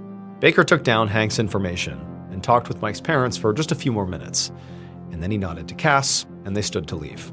Baker knew he still needed to speak more to the Smitties, but for now, he was going to give them a break, and instead, he and Cass would look into Hank. 2 days later, Baker sat in Cass's office at the Wakefield Police Department, poring over crime scene photos and witness statements. He was starting to get antsy. After meeting with Mike's parents, he'd been excited to speak with Hank Jennings, the disgruntled former employee who also happened to be Mike's cousin. But even though Baker and Cass had sent officers out to track Hank down for an interview, they hadn't been able to get a hold of him yet. However, they had gotten in touch with Mike's wife, Michelle, and had questioned her at her house in Wakefield, but she hadn't given them much. She said that she was at home with her kids at the time of her husband's death, and that she really didn't know of anybody who would want to hurt Mike Jr. Also, Baker and Cass had looked into Allstate Concrete's financial statements, and they had found nothing that suggested there was anything shady or mafia-related happening with the company. Still, Baker knew they were better off than they had been a few days ago, primarily because they had had a chance to review a bunch of the surveillance footage from the businesses around Allstate, and one of those security cameras had been aimed at the street right outside Allstate. Now, this angle didn't show the Allstate parking lot itself, but it did show everyone who entered and exited that parking lot from the street. So, this particular camera had picked up Mike Jr.'s truck arriving at work at 7:39 a.m., and then at 7:44 a.m., so 5 minutes later, an unknown green pickup truck pulled in as well. And then a few minutes after that, Chester Roberts was seen arriving at Allstate on foot. And then at 7:50, the green truck was seen again, leaving the parking lot, 12 minutes before Michael Sr.'s red truck arrived at 8:02. So, whoever the killer was, it looked like they had driven that green truck and had killed Mike and Chester between 7:44 a.m. and 7:50 a.m.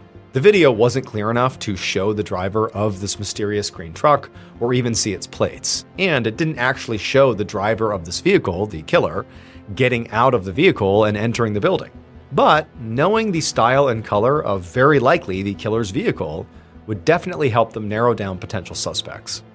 Just then, the desk phone rang, and Baker watched as Cass grabbed it and said hello.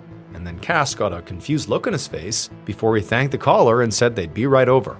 He hung up and told Baker that was Michelle Zametti, and she'd called to say that she had new information to give them, something that she hadn't mentioned in her first interview, and that it was really important.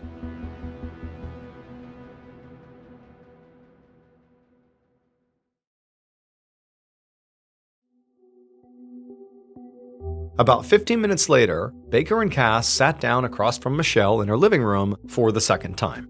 And to Baker, Michelle seemed very different from the last time they spoke. 2 days ago, she'd seemed horrified and grief-stricken. But now, she just seemed really nervous. She kept touching her hair and fiddling with a stack of condolence cards on the coffee table. Baker commented that there were a lot of cards, and Michelle just nodded. She said so many people had reached out and sent cards, all their friends and neighbors in Wakefield and in Freedom, New Hampshire, where their second home was. And then Michelle took a breath and just got straight to the reason that she'd called them. She said that she'd withheld information about one of her neighbors in Freedom. His name was Sean Fitzpatrick, and she'd had an affair with him. Baker cleared his throat in surprise and then asked her to go on. Michelle's eyes filled with tears as she explained how Mike Jr. worked so much and she and the kids spent a lot of time at their lake house, and so that meant they spent a lot of time with Sean. And eventually this friendship between Michelle and Sean had grown into a romance. Baker couldn't believe he was hearing this. A secret love triangle gave both Sean and Michelle plenty of motivation to want Mike dead. But before he could ask any follow-up questions, Michelle said her husband actually knew all about her affair, and that they had been in therapy, and they'd begun to completely turn their marriage around. So finally, a month ago, she'd officially totally broken things off with Sean, and Sean had been really upset about it. Baker shared a look with Cass and could tell they were both thinking the same thing. Obviously, they needed to speak to Sean immediately. But also, Michelle was now back to being a primary suspect too. Maybe she had wanted her husband out of the picture so she could be with Sean, and maybe the only reason she was telling them this was to get ahead of it.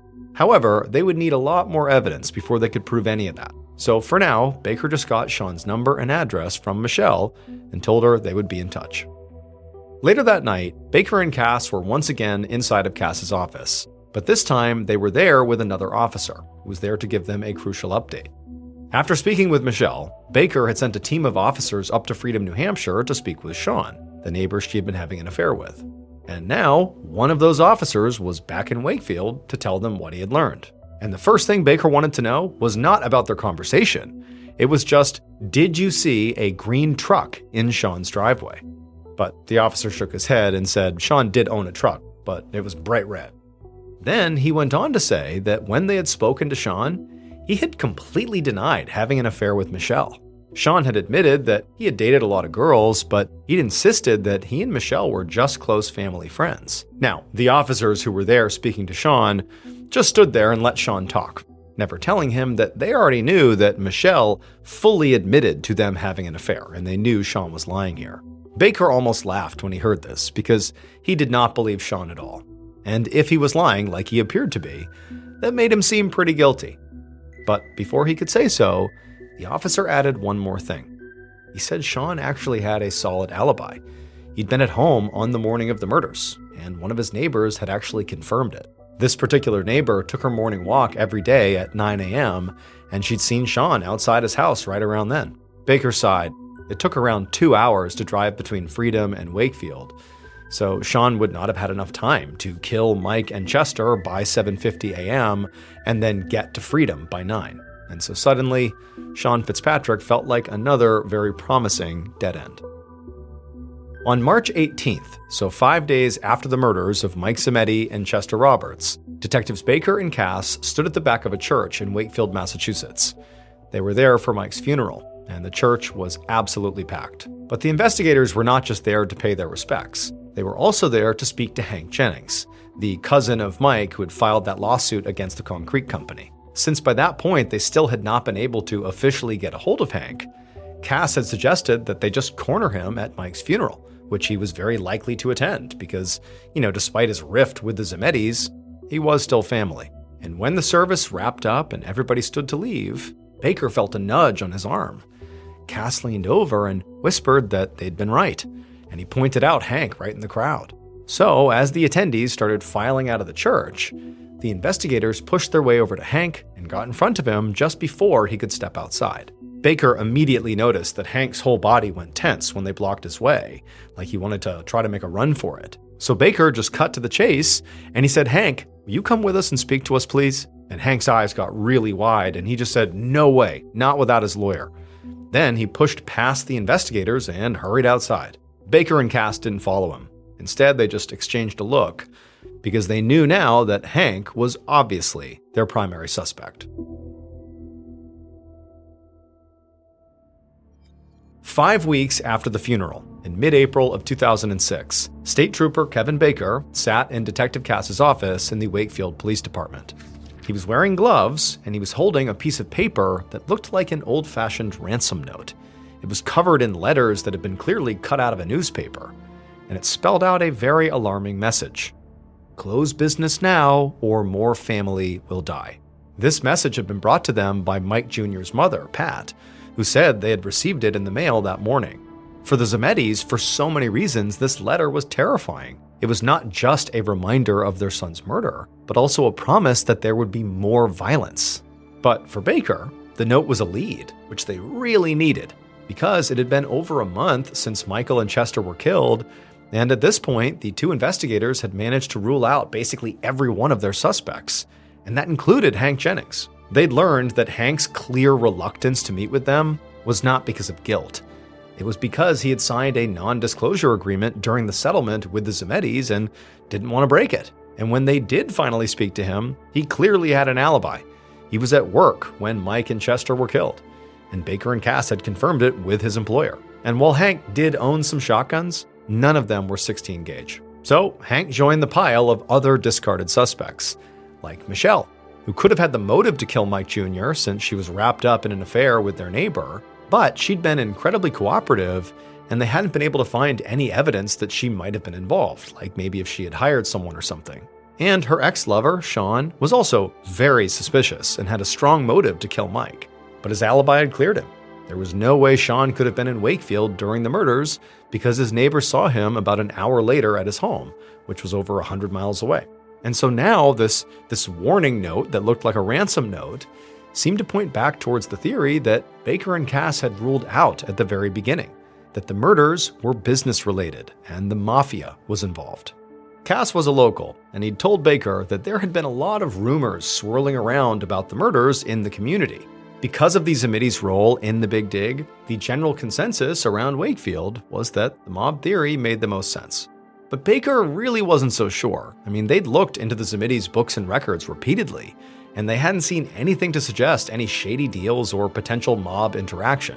Also, Baker didn't think this ransom-style note made from newspaper clippings was the mob style. It just felt kind of silly and performative. Like maybe somebody was trying to make it seem like the mob to lead the investigation in the wrong direction. But even if that was the case, this note was still huge, because maybe whoever had sent it had left their fingerprints or DNA on it. So Baker bagged up the note, and Cass carried it off to send to the crime lab. Baker knew the results from the lab would not be immediate, so while they waited, he wanted to re-interview all their suspects and all their witnesses in case they'd overlooked anything. A few days later, Baker sat alone at Cass's desk, reading another witness statement. He'd been revitalized by all the new evidence they'd gathered and was feeling really optimistic about their ability to solve this thing. Aside from conducting new interviews, they had gotten some forensics from that ransom letter. The lab had found both DNA and a palm print on it. Now, they just needed a suspect to compare it to. And just then, the office door flung open and a very excited Cass barged in.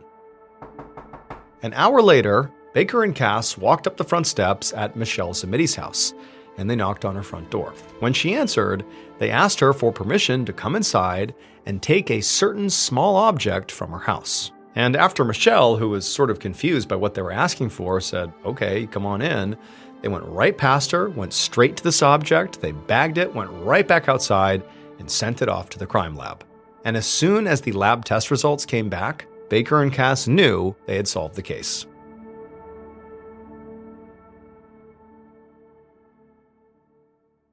Based on DNA, other forensic evidence, and witness statements, here is a reconstruction of what police believe happened to Michael Zamidi Jr. and Chester Roberts on the morning of March 13th, 2006.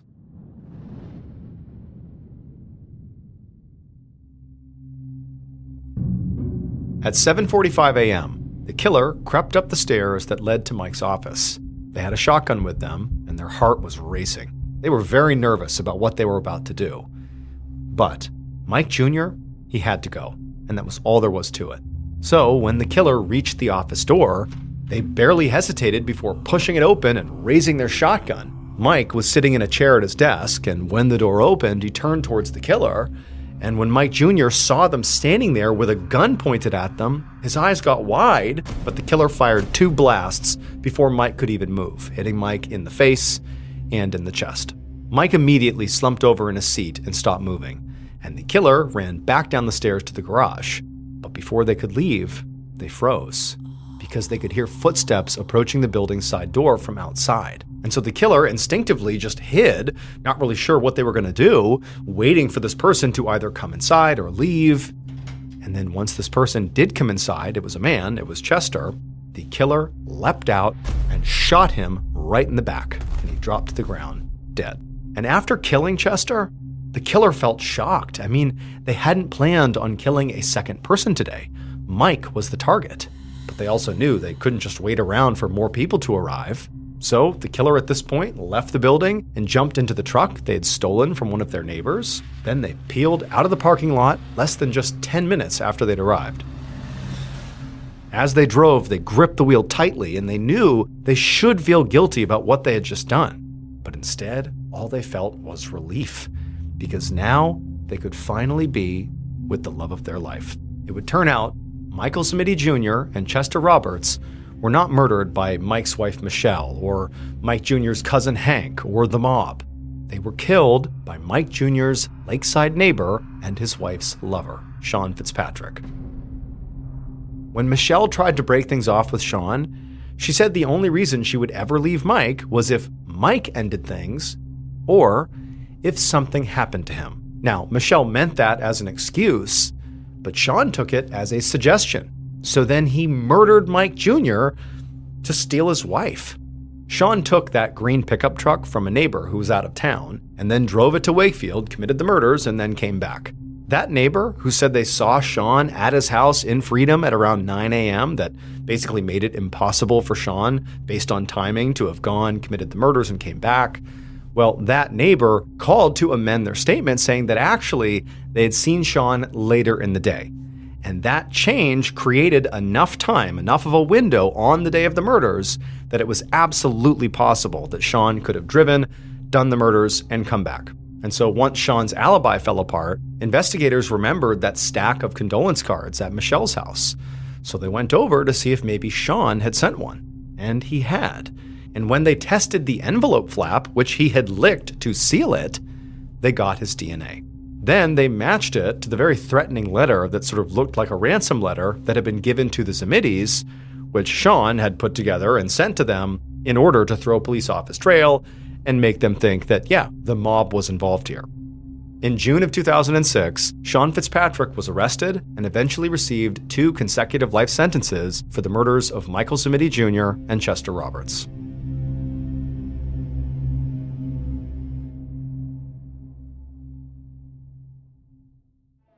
Hey everyone, just a reminder, I'm going on tour this year, which means if you go, you can experience never before heard stories from me live and in person. We did this in 2024 and people loved it. So get your tickets today at tour.ballenstudios.com right now before they sell out. That's tour.ballenstudios.com. I can't wait to see you all at the shows. Thank you so much for watching. Let me know what you thought of today's episode in the comments. And remember, we have a whole playlist of true crime episodes ready for you to binge right now. So click here and give them a watch. All right, until next time, see ya. Today, I'm going to tell you 2 wild stories. The first story is about a little-known invasion of a South American country in 1949 that had absolutely insane unintended consequences. And the second story is about this very strange ritual that typically did not have horrible consequences. But one time, in 1851, it did. But before we get into today's stories, if you're a fan of the strange, dark, and mysterious, 1849, a man in his 30s named Leonardo Paez paced around a radio station in a city called Quito, which is the capital city of Ecuador. It was a Saturday night, and Leonardo and all the people around him were working very hard to get ready for an urgent broadcast. So Leonardo was the director of Radio Quito, which was a highly respected news station owned by a popular newspaper called El Comercio. Most people in Ecuador basically got all their news either from this news station or that newspaper, or both. And running a radio station with such a great reputation was really a source of pride for Leonardo, who had grown up in Quito. So he took his job very seriously, which was why tonight was such a big deal for him. He was about to deliver a potentially life-changing broadcast to the entire city. And just thinking about the gravity of this moment was making him feel sick and sweaty. In the room with Leonardo was a team of producers and sound technicians, as well as one of the station's top news anchors.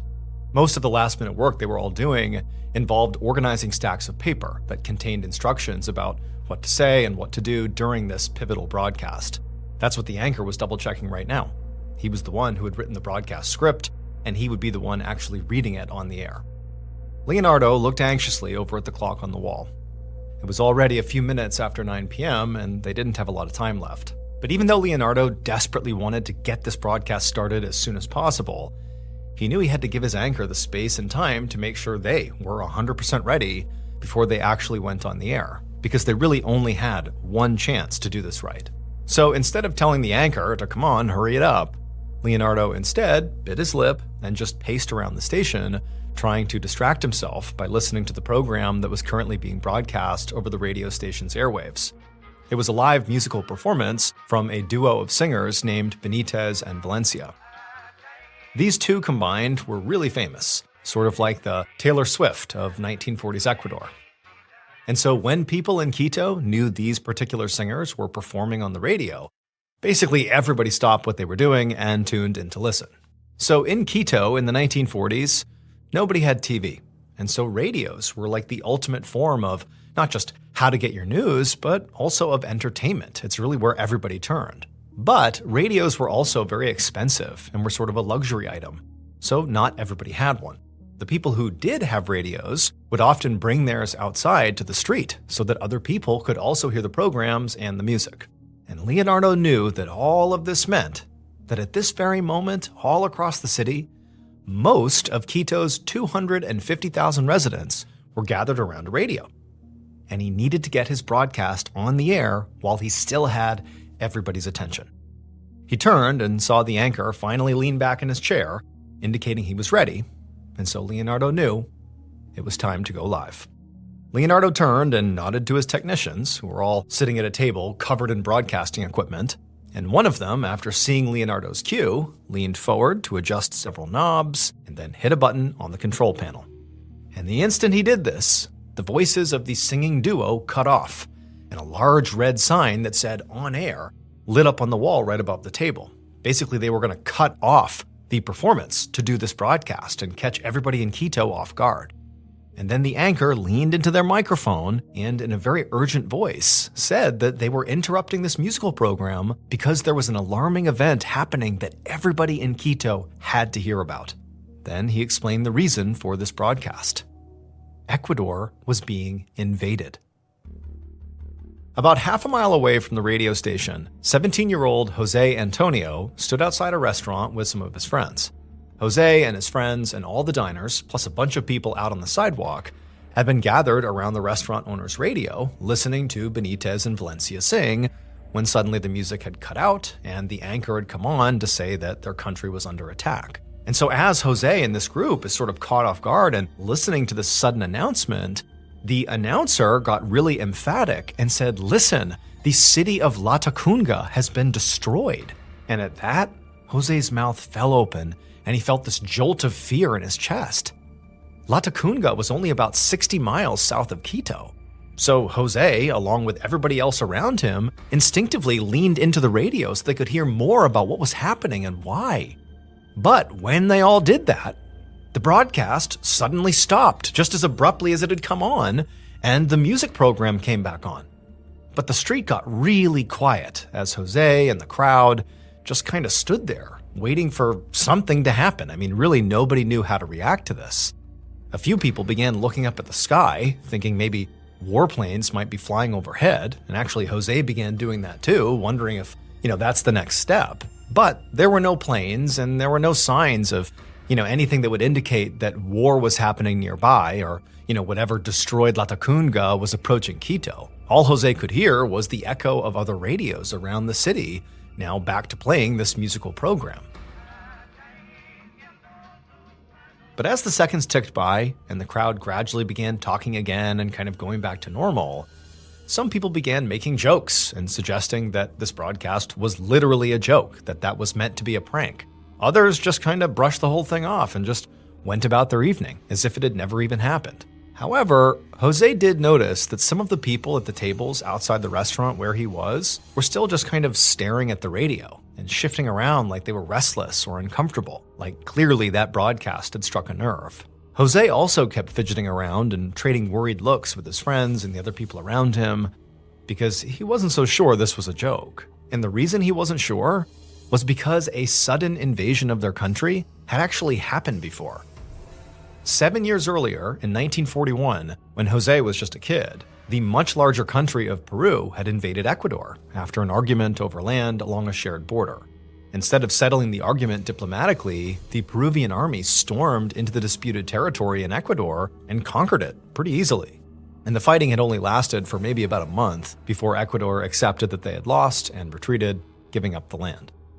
But even though the fighting back then had never actually reached Quito, it had been a terrifying experience for residents of Quito because it made them realize they were not able to defend themselves against a foreign invader. But just then, as Jose and the others are sitting outside the restaurant kind of grappling with what could be going on here, how real is this, is this a prank?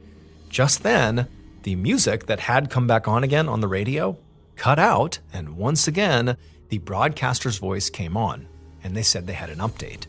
The enemy had landed their aircraft right on the outskirts of Quito in a northern area called Cotocollao, which was only 8 miles from the center of Quito. And suddenly Jose and the others realized that if the enemy had destroyed Latacunga in the south and now landed in Cotocollao in the north, then the city of Quito was effectively surrounded. But before Jose could even process this thought, another man's voice came on the radio. And unlike the first voice, which was emphatic but, basically calm, this guy was absolutely panicked. He said he was the chief of Quito's newspaper, and then he basically screamed, "The airbase has been taken over by the enemy and destroyed. They're exterminating everything and everyone." He continued to yell that the enemy was using poisonous gas and they were using fire and they were literally killing people and destroying homes and buildings. And then he issued a simple and terrifying warning. They're coming. Jose felt himself let out this yelp that he couldn't even control. He was so suddenly terrified. But he didn't even hear it because all around him, everybody else seemed to react basically the same way all at once. And the streets erupted in screaming and praying and just absolute chaos. Some people began pointing up to the sky, yelling that they could see the enemy. More and more people suddenly began flooding out onto the streets, crowding around the radios, trying to hear more information. They're all terrified and they don't know what's going on. Jose wanted to begin to tell these new people who were coming outside sort of what he and others had heard so far, but everybody out on the street was sort of talking over each other. It was just complete madness. And then literally on the radio, there's all these different voices coming over because clearly the news station is panicked and they can't even get a cohesive message out over this broadcast. However, despite this madness, the one word that kept coming through on the radio that everybody heard was "Go hide. Hide from the enemy. Hide." And Jose and some other people around him were thinking about doing just that when finally a new voice took over the broadcast. And this man was louder and more authoritative than the others, and it sort of immediately projected calm, not just clearly calm on the other end on the broadcast side, but it sort of quelled the crowd for a second. This person sounded like an authority figure, and this person introduced himself as the mayor of Quito. And he said that yes, there are cities around Quito that are currently under attack, but He said he had clear direction that he wanted everybody in Quito to follow. But despite this instruction really being the first kind of clear next steps for people to follow, it didn't make Jose feel any better about this, because the mayor told the people of Quito that the women and children, they had to flee, go hide, go away, go find somewhere safe. But the men had to stay and fight. Jose felt this rush of adrenaline because he's thinking, am I old enough to be considered, one of the men? Will I be expected to fight, or are they going to tell me to go flee with the women and kids? Like, he didn't really know, but he had this calming thought. He's like, you know what? We're at war and I am going to fight. So he signaled to his friends, sort of saying, all right, let's go, let's get ready here. And the group came together and they left the restaurant. And at that exact same second, a car came flying past on the street, narrowly missing Jose and his friends. And Jose saw it screech around the corner and out of sight before he heard this loud bang and the crunch of metal against stone. Immediately, some men ran after this car because clearly it had gotten into an accident and they need to go if they need help. But other people started running in the opposite direction. And so for Jose and his friends, it's like, what do we do? Do we go help with the car crash, or do we go, head to the front lines or something? At the same time, women were running by, clutching children, and Jose saw a pregnant woman stumble on past, grimacing as she held her stomach. Screams were echoing from all around him, along with the rapid pounding of boots on cobblestones as people basically ran in every direction. Jose was still trying to figure out which way he should go and what he and his friends should actually do here when he heard a news speaker's voice come on the radio, who announced himself as the Minister of Government, which was basically like the person who controls the security of the entire country of Ecuador. And the Minister of Government said to forget about what the mayor had told them about fighting the enemy, because Ecuador's weapons were literally not powerful enough. There was nothing that anyone in Ecuador could do. This is what the minister said. He basically said, we're going to lose. Just then, another new voice came on the radio. It was this very fast-talking man who said he was actually reporting live on the ground in Quito. And he screamed out over the broadcast for everyone to run. And then his feed abruptly cut out. And then the original announcer came back on, and his voice shook as he said that reporter who had just said for everybody to run had just been killed. It was 9:21 p.m. 21 minutes had elapsed since this broadcast first went over the air, announcing this invasion of Ecuador. And in that time, it was like the country had spiraled into absolute madness. Now, remember, at this point, Jose is gathered with his friends. He's sort of begun to leave the restaurant, but so many things have happened all around him that he and his friends are just kind of standing there near the restaurant, not really sure what to do. And as they're standing there, Jose noticed that all these people who previously had just remained seated or remained near radios, it was like everybody all at once just got up and began running in different directions, running to the churches, running to their homes. It was like the entire country truly was just in full-blown panic mode. Jose also began to notice families come running out of their homes, dragging suitcases and belongings with them, getting ready to, evacuate hopefully, but where could they even go? They're surrounded. And just then, Jose heard the sound of glass shattering, and he saw a few people over at the restaurant's bar taking liquor from the shelves and pouring themselves drinks before tossing the bottles on the floor. Jose looked and realized his friends had already left him, so he's just standing here all alone. And he knew by this point he can't just keep standing here thinking about what he's going to do. He needs to do something. He needs to act. But just then, the radio crackled back to life, and once again there was a voice calling out one final update. But it was so crazy all around him, Jose couldn't understand what this final update actually was. He just didn't hear it. However, Jose could clearly see other people around him had heard this final update, and they were obviously reacting to it because they stopped. Everybody stopped running around. They put down their suitcases, and everyone just kind of stood there. And then people began going for their guns and knives and torches. And then, once this huge, now armed crowd came together, they began to move as one, all in the direction of the city center. In the city center, in the Radio Quito station, Leonardo watched as the anchor delivered that final update, the one that Jose had not heard but others had and clearly reacted to.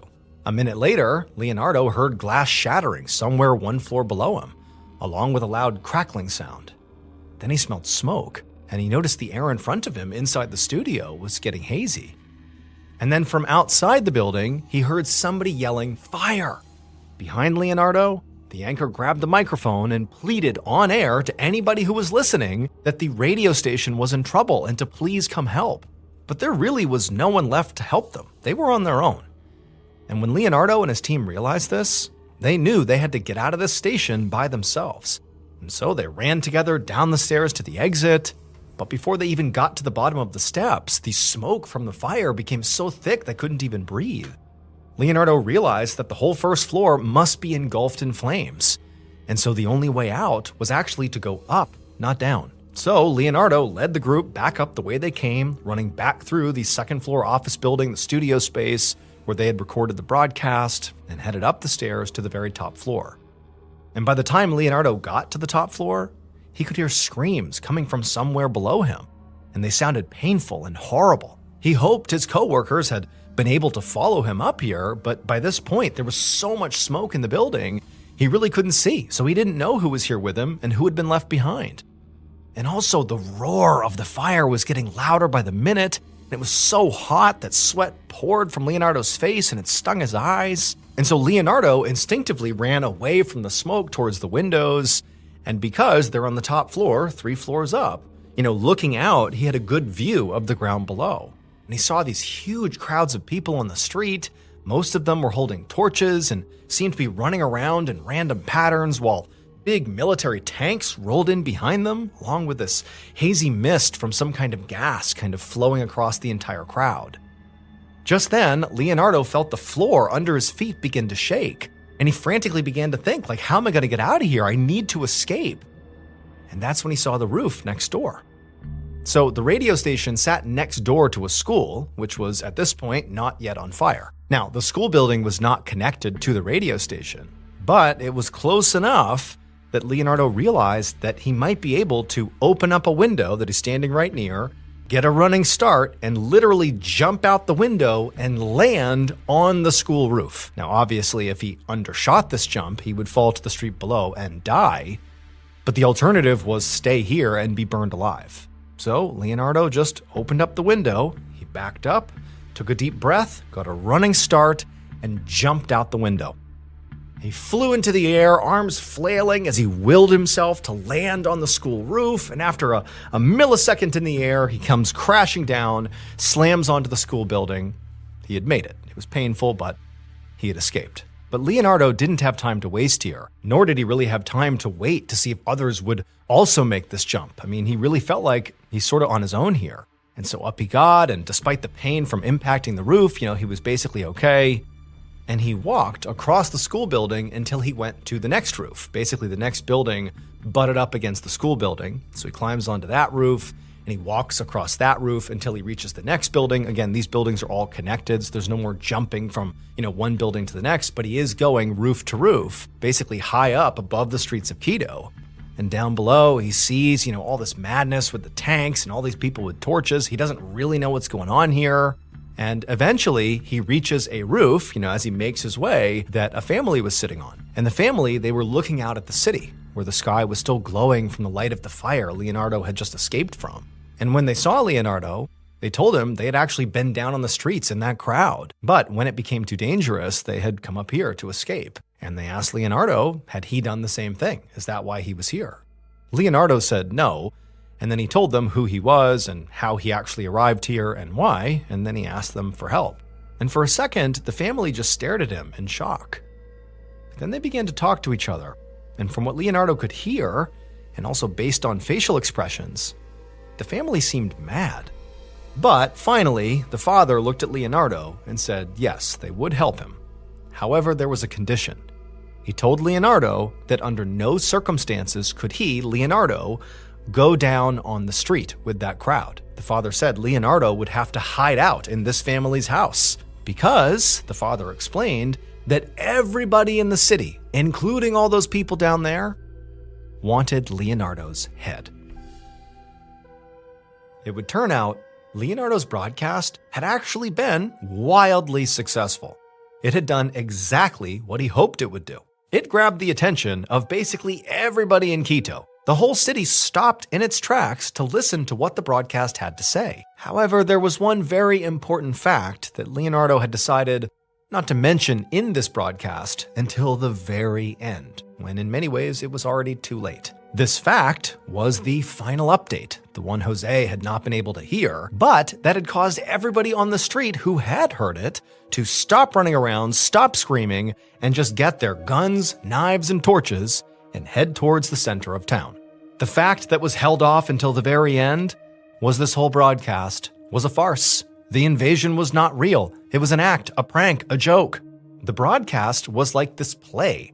It was an adaptation of a fiction novel called War of the Worlds by H.G. Wells, which is about an alien invasion. And so what Leonardo did is he orchestrated this broadcast to sound and feel like a real breaking news broadcast about an alien invasion. The exact same thing had actually been done in the United States a few years earlier in 1938.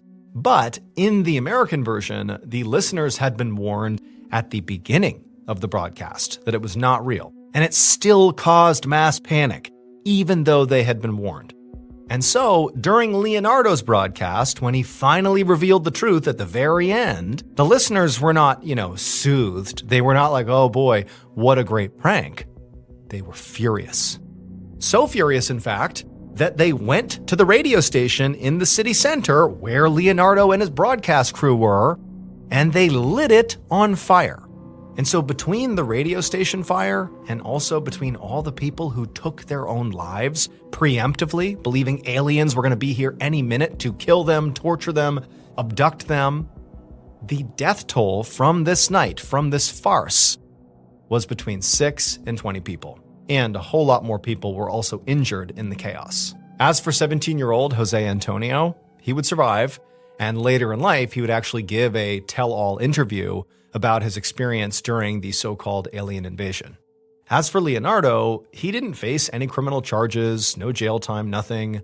But this whole incident really destroyed his credibility, and it made people not trust him in Ecuador. So it was basically impossible to get work. And so eventually he had to move to Venezuela. And then as for Radio Quito, the at one point very influential, very important news broadcast, they wouldn't make another broadcast for 2 whole years after this incident.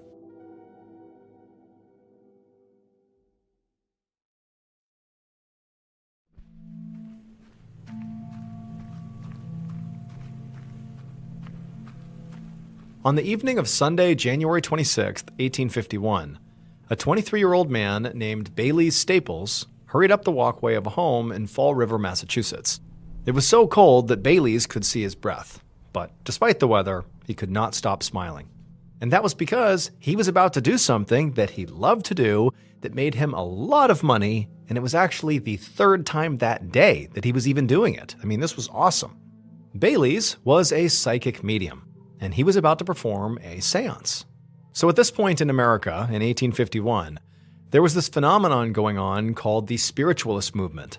Basically, huge numbers of people began to believe that the living and the dead could actually communicate with each other through mediums like Bailey's. And at this time, there was a very specific way that mediums like Bailey's conducted their seances. They would sit at a round table along with all their guests that were going to participate, and they would summon spirits. And what would happen is the participants in these seances could literally tell when it was that the spirit actually made contact with the medium. Because the round table they were all sitting at would shake or move, sometimes the table would thump so violently that one of the legs of the table would break off. And a broken table at a seance was considered a huge success. So seances were a craze all over the country, and many people did genuinely believe that, people like Bailey's, mediums, could talk to ghosts in these seances. But there were lots of people also who didn't believe any of it, thought it was completely made up, but they would still hire people like Bailey's to have these seances at parties and other functions as sort of a form of entertainment, kind of like how you might hire a band or a magician. And in Fall River, Massachusetts, there really was a big appetite for these seances, both because people believed they were true and lots of people who thought they were fake. And it's in part because there were lots of homes in Fall River, Massachusetts at the time that sort of had some history about being haunted, and so there was sort of groundwork laid for both believers and non-believers to contract people like Bailey's. Now, to be clear, Bailey's whole seance act was a blatant fake. In fact, many of the people who hired Bailey's knew in advance that it was all an act, that Bailey's really was more of a performer than a psychic medium. But Bailey's was really good at faking it, and so he had become kind of like the go-to medium, certainly in Fall River, which meant for him to maintain this flow of business, he really had to put full energy into every performance to keep getting people to call on him. So, on this day, as Bailey's is sitting there getting ready to start his third seance of the day, he was tired. I mean, it's pretty exhausting to do these performances, but he knew he just had to get that second wind and just push through and do as good of a job as he possibly could. And so as the homeowner of this third seance opened up the door and let him inside, Bailey's was sure this was going to be at least as good, if not better, than the other performances of the day. Moments later, the homeowner, John Gardner, led Bailey's into the living room where several other guests were already gathered. Bailey's immediately snapped into character. He swooshed his cape as he walked in, and he waved his hand around the room to command their attention. And when everyone turned to look at him, he said, "I have broken 2 tables today, and now I've come to break yours." The guests all cheered and clapped, and Bailey's could tell they were going to be a very enthusiastic audience, which always made these seances much more fun. So into the parlor they all went, and they all took a seat around this big circular table in the middle of the room. And then Bailey's dimmed the lights and walked around the table giving his instructions. He then told them to all hover their hands over the table with their palms down and their fingers spread, and that each of them would have to touch the hands of the person sitting next to them. He told them that once they were all touching, it would create a circuit that was more inviting to the spirits. And so once all of his guests got into position with their hands, Bailey's took his seat and did the same thing with his own hands, creating a full circuit all the way around the table. And at that point, everybody was ready. And so he nodded, and in a commanding voice, he said that now he was going to speak to the spirits. And if the spirits in the room felt like answering, they would move this table. The room got deadly quiet as everyone waited to see what Bailey's would do. But Bailey's just let the tension grow, because he knew that the longer he waited, the more anticipation would build. This was actually Bailey's favorite part of the performance, and he could feel his own heart begin to race. I mean, this really was exciting. But then finally, he broke the silence and called out to the spirits in the room and demanded that if there were a ghost here, to make itself known. And at this, everyone immediately began to look around excitedly, which created the quick distraction that Bailey's actually needed to perform his first trick. So mediums used a few different tools to help them fake communication from these ghosts, and one of those tools were these special hooks that they actually attached to their wrists, and they hid them under their sleeves. And then when they put their hands palm down, hovering over the table like they told everybody else to do, those hooks would actually go below the table and grip on, so the medium could, without looking like they're actually touching the table, literally lift the table up and rattle it around, again, without appearing to actually touch it. Now, it actually took a lot of strength to do this. I mean, imagine moving a huge table around just like with your arms kind of hovering over the table.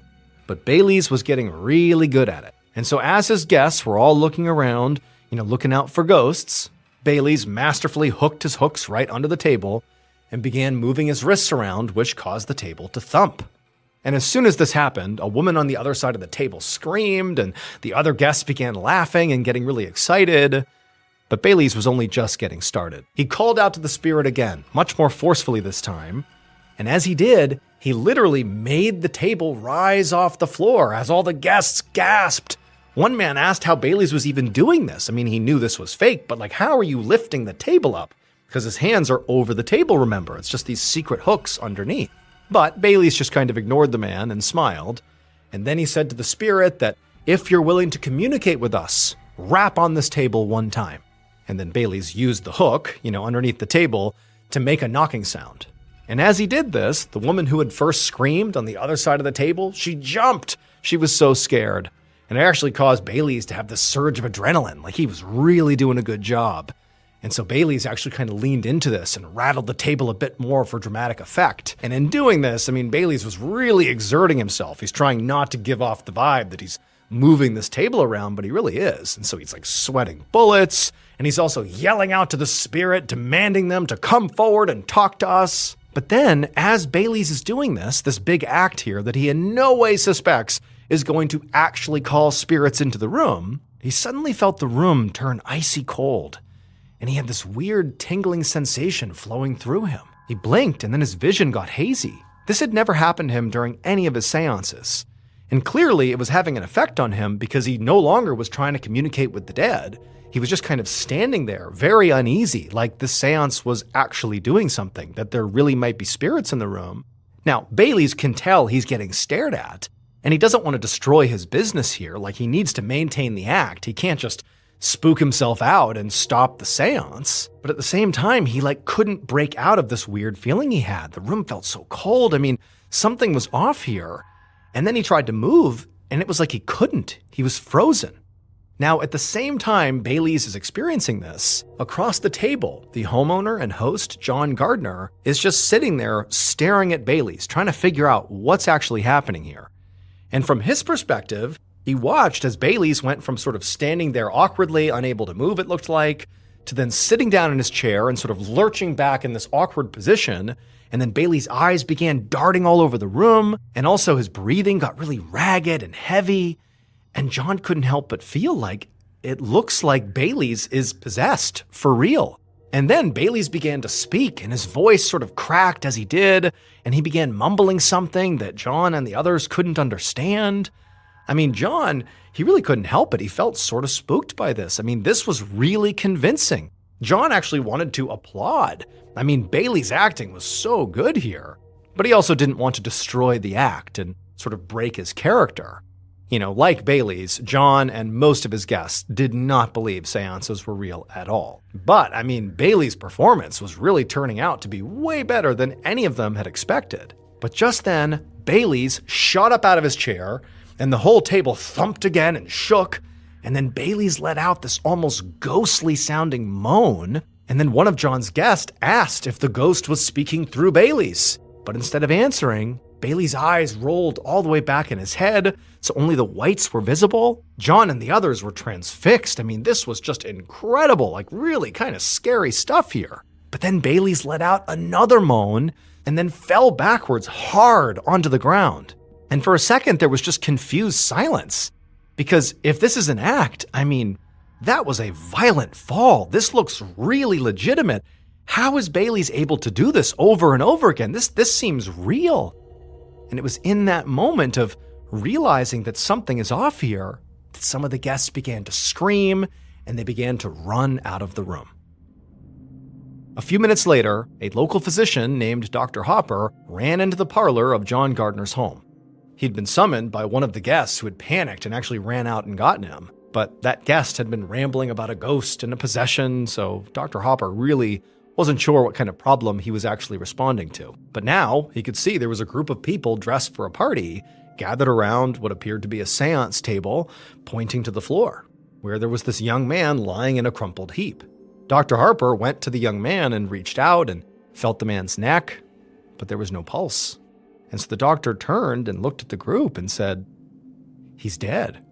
And before the group could really even react, the doctor said, "Now hold on, someone needs to slowly and clearly explain what happened here." John Gardner stepped forward and now in a very shaking voice explained that this young man was a medium whose name was Bailey Staples. And he had been doing a seance, and he had demanded a ghost talk to the group. And then a moment later, he was thrashing around, apparently possessed by this ghost, and then he fell to the ground, dead. John said they had all thought this seance was a fake. I mean, when they hired Bailey's, they literally thought this was just going to be a performance, nothing real. But now, I mean, they didn't know what to think. This looked very real. Dr. Hopper shook his head, not really sure what to make of this explanation. He certainly did not believe in ghosts. But after a quick examination of Bailey's, he really couldn't see any obvious cause for the medium's death.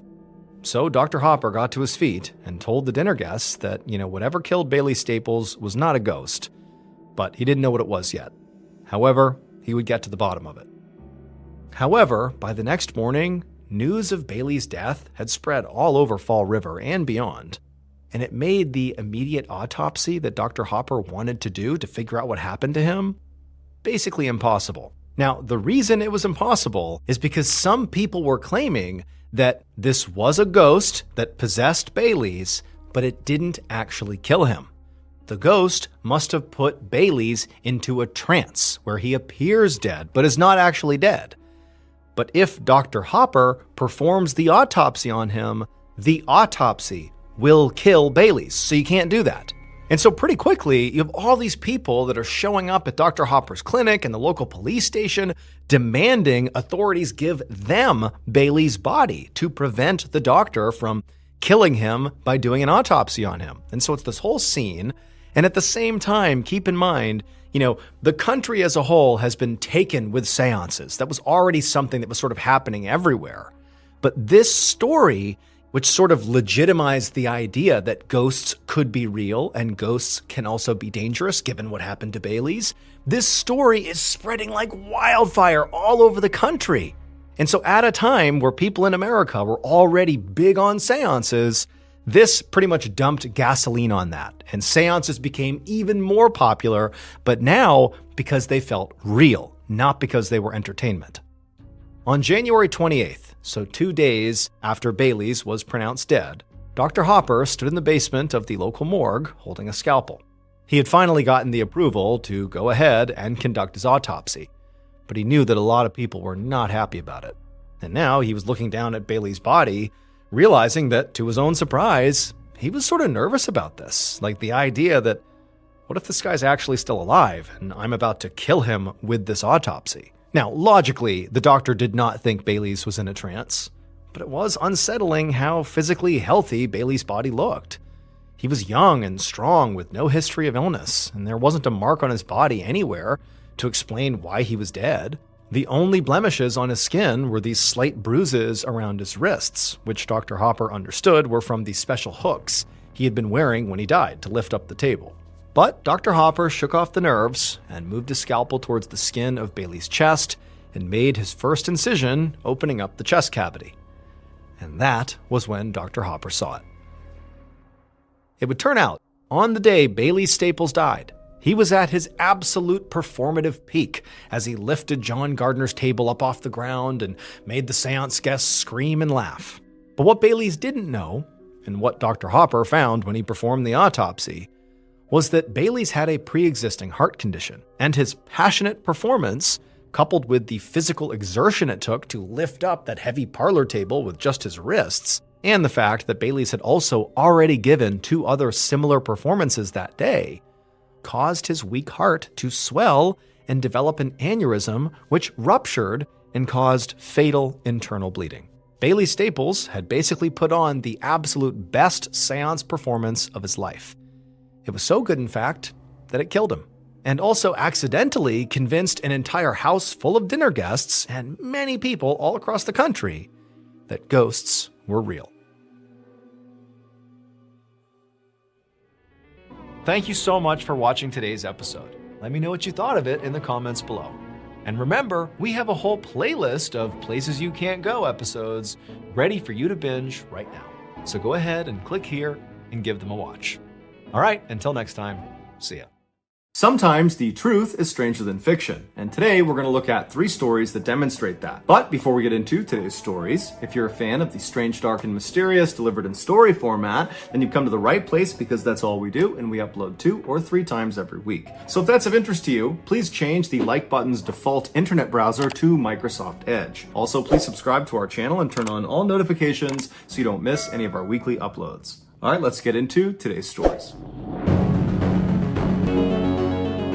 In 2019, Meg Maurer was a 21-year-old senior at Tulane University in New Orleans, Louisiana. She was studying ecology and evolutionary biology and planned to pursue a career in scientific illustration after graduation. This was a field that combined her skill as a scientist, her incredible artistic ability, and her general love of nature. But despite her intellectual brilliance, what Meg was actually known for was her very uplifting personality. When her mother was asked what her daughter was like, she said, well, it's like trying to describe what it's like to feel the warmth of the sun. There are not words to accurately describe what that feels like, and that was Meg. She was radiant, she was joyous, she was adventuresome, she was kind, she was really just a wonderful person to be around. In March of that year, just 2 months before their graduation, Meg and two of her close friends decided to go on a trip for spring break. This would be their last spring break as students, and they wanted to enjoy it. Because they were all in excellent physical condition,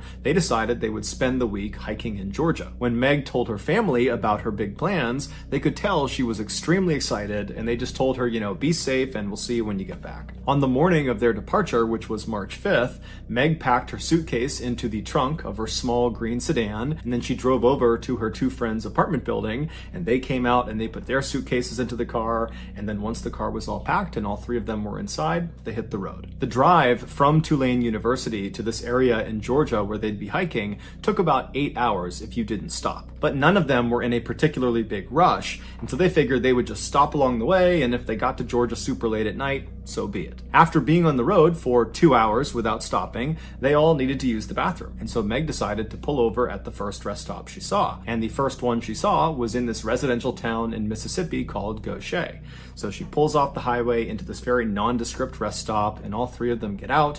They go into the main building and they use the restroom. Meg was the first one to be done, so she came outside and she waited right near the bathroom door, and then her two friends, they finished up as well. They came out, and then the trio began walking back towards the parking lot where Meg's car was. At the same time, a man driving an 18-wheeler tractor-trailer truck was bombing down the highway right outside of this rest stop, and right before he was going to pass the area where this rest stop was, he heard something fall off the back of his truck. He instinctively checked both of his mirrors to see if maybe he could see what had fallen off, but he didn't see anything in the road, and so he just pulled over onto the shoulder and got out to see what was going on. When he walked towards the back of his truck, he expected to see, maybe one of the back doors had popped open or something like that. But even before he made it to the back of his truck and could even look at those back doors, he already knew what had fallen off the truck. 2 of his back tires were just gone. This truck had what's called dual rear wheels, which meant on the axle there was not just one wheel on each side.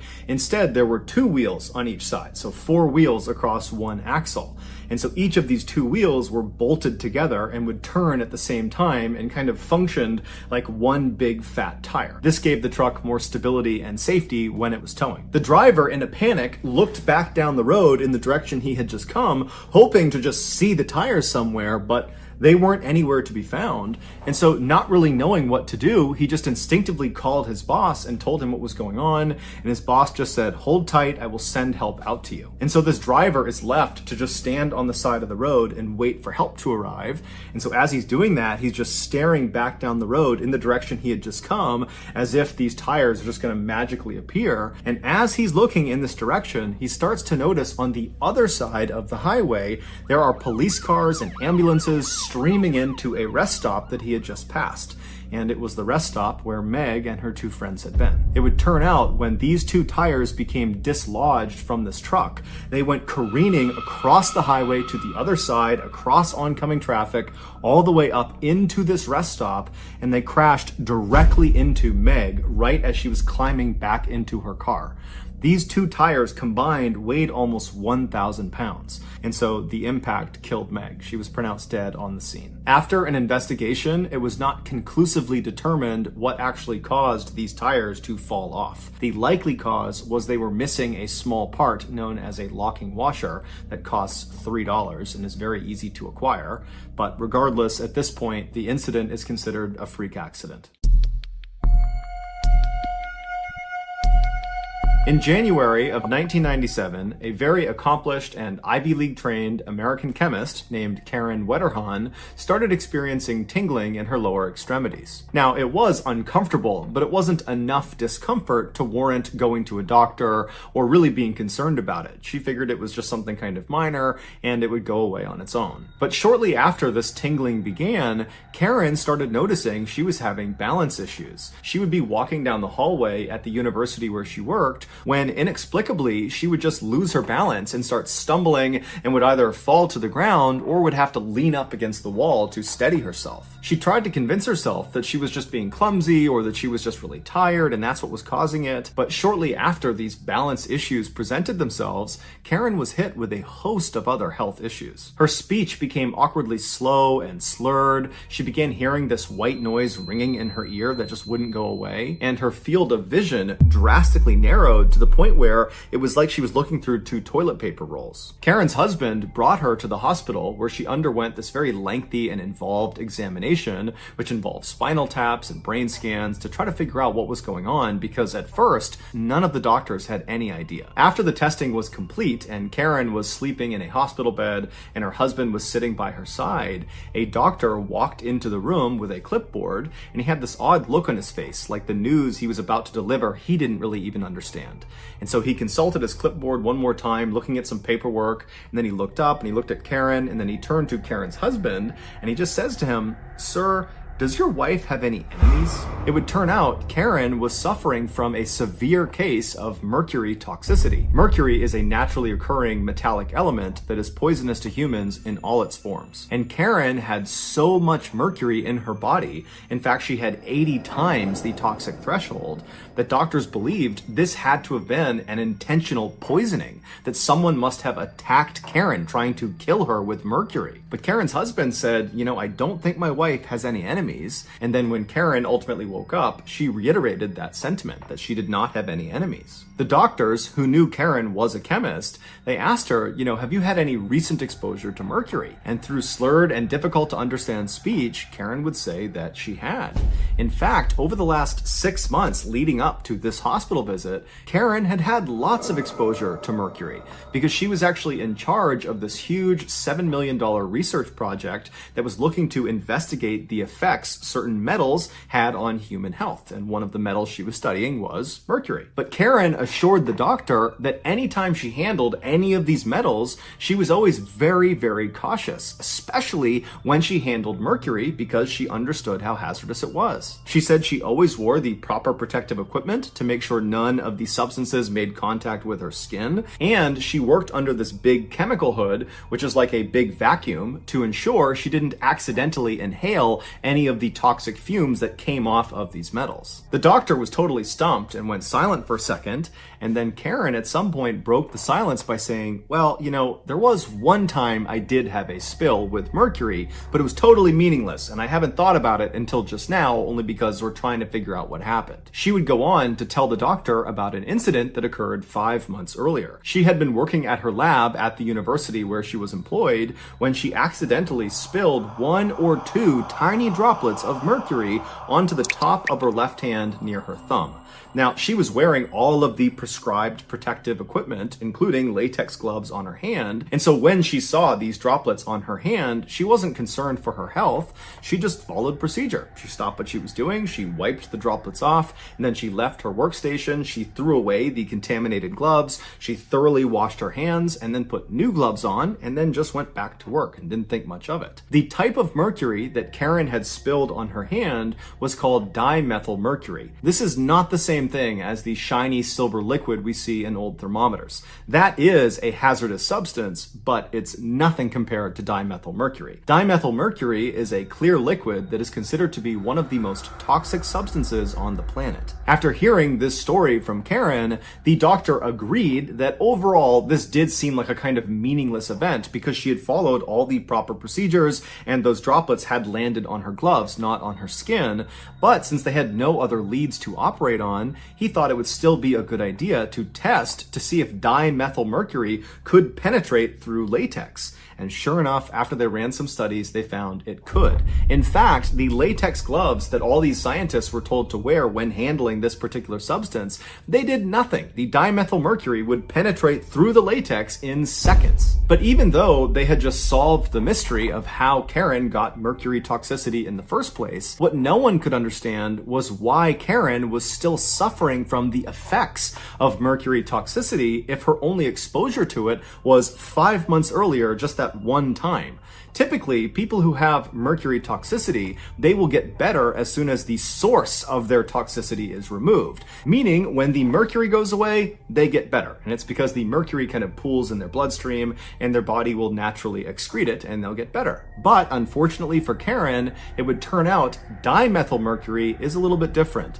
It's far more lipophilic than other types of mercury. Lipophilic means a chemical substance is more likely to bind and mix with fat tissue in the body. And since blood is primarily made of water, when dimethylmercury enters the body, it does not settle in the bloodstream. Instead, it settles in organs that are made up of primarily fat. And once dimethylmercury is in your organs, it takes an exponentially longer amount of time for your body to excrete it, if it ever does. Sometimes you just die from the effects of mercury toxicity before your body can get rid of it. And in Karen's case, when she showed up to the hospital, it was already too late. Some of the dimethylmercury had already made its way up to her brain, which is an organ made up of 60% fat, and there it began to destroy her central nervous system. 3 weeks after being admitted to the hospital, Karen fell into a coma, and then shortly after, one of Karen's friends was in the hospital visiting her, and she saw a tear was coming down Karen's face. And so the friend turned to the doctor and said, is she in pain? Is that why she's crying?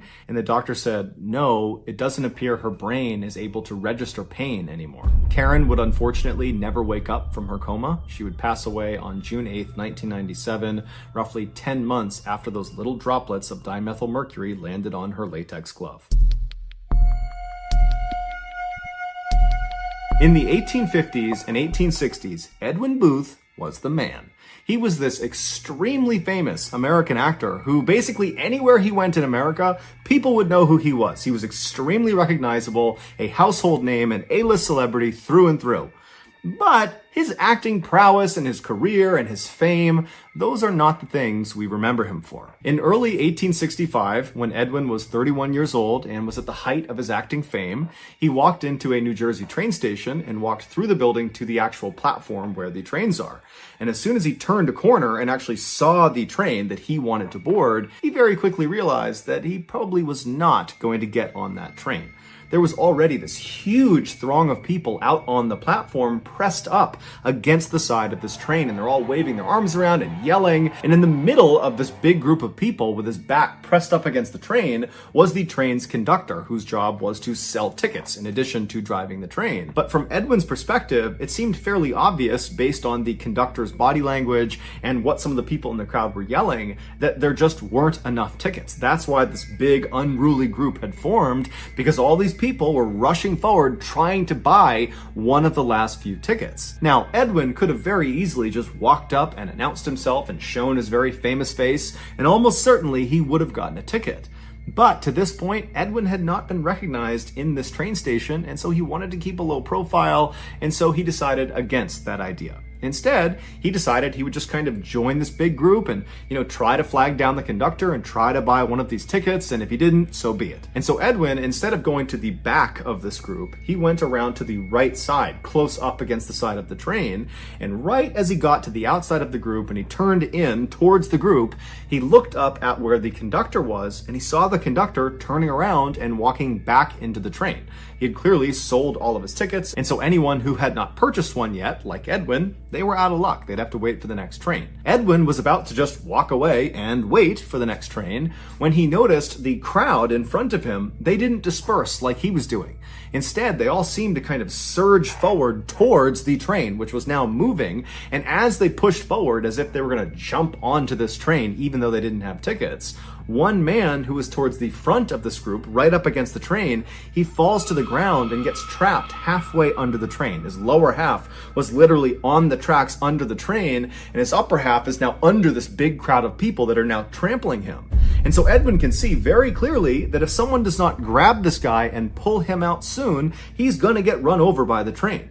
And so Edwin, without any hesitation, he jumps forward onto the ground on the platform, and he reaches his hand out through the feet of all these people in this crowd, and he grabs the collar of the guy who had fallen, and he pulls him. And as he's pulling him, this guy who's on his back, he starts pushing with his legs and his feet, and within about a fraction of a second, they yank him out from under the train, and the guy who had fallen and Edwin are lying on their backs on the platform, and before they could even talk to each other, they sat up and watched as a big train wheel rolled over that piece of track where this guy had just been laying. Edwin had saved his life. The guy he had saved was a 21-year-old named Robert, and so the two of them, they stand up and they face each other for the first time, and when Robert sees Edwin, he gasps, because this is Edwin Booth, the mega celebrity. He could not believe that was the guy who had just saved him. And while Robert was very thankful, he also was just totally dumbfounded at the absurdity of the situation he was in. And so eventually Edwin just says, hey, I'm glad I was here to help you, no big deal, next time be more careful. And then at some point the men just shook hands and parted ways. Edwin would eventually get on the next train and he would go wherever it was he needed to go. And before long, his very busy schedule kind of occupied his mind and he had kind of forgotten about what happened on the train platform. But a few days later, Edwin got a letter in the mail from a very high-ranking government official thanking him for saving Robert's life. Because it would turn out Robert Lincoln was the eldest son of the then President of the United States, Abraham Lincoln. Now, to be clear, Edwin was extremely famous and had lots and lots of influence and knew lots of very important people, but he had never had any interaction with anyone in the Lincoln family before he met Robert on the train platform. So it was just a crazy coincidence that this mega celebrity happened to save the life of the president's son. But this coincidence was nothing compared to the coincidence that occurred next. On the evening of April 14th, 1865, so roughly 3 months after Edwin saved Robert, Robert's father, President Lincoln, sat down in a private seating area to watch a play at a Washington, D.C. theater. During the production, at around 10:15 p.m., a man snuck into the private seating area and shot the president to death. The killer was Edwin's younger brother, John Wilkes Booth. This assassination had nothing to do with Edwin or his interaction with Robert on the train platform. This was an assassination that was formulated and carried out completely independently, meaning it was purely coincidence that just a few months after Edwin saved a Lincoln's life, his own brother took a Lincoln's life. So that's going to do it, guys. If you found the secret in today's episode, let us know in the comments section what it is and where you found it. And if you're the first to do that, we'll pin you at the top of the comments section. If you got something out of today's episode and you haven't done this already, please replace the like button's default internet browser with Microsoft Edge. Also, please subscribe to our channel and turn on all notifications so you don't miss any of our weekly 2 or 3 video uploads. We are now selling merchandise like flannels and hats and sweatshirts and mugs and all sorts of stuff. If you're interested, go to shopmrballen.com.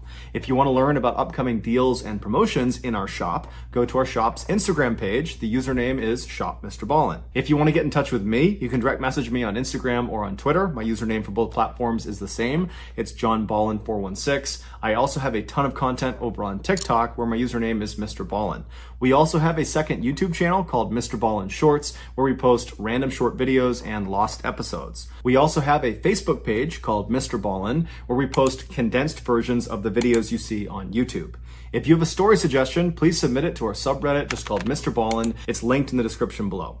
So whether I see you on Instagram, Twitter, TikTok, Reddit, YouTube, Facebook, or some combination, just know that I really appreciate your support. And until next time, that's going to do it. See ya.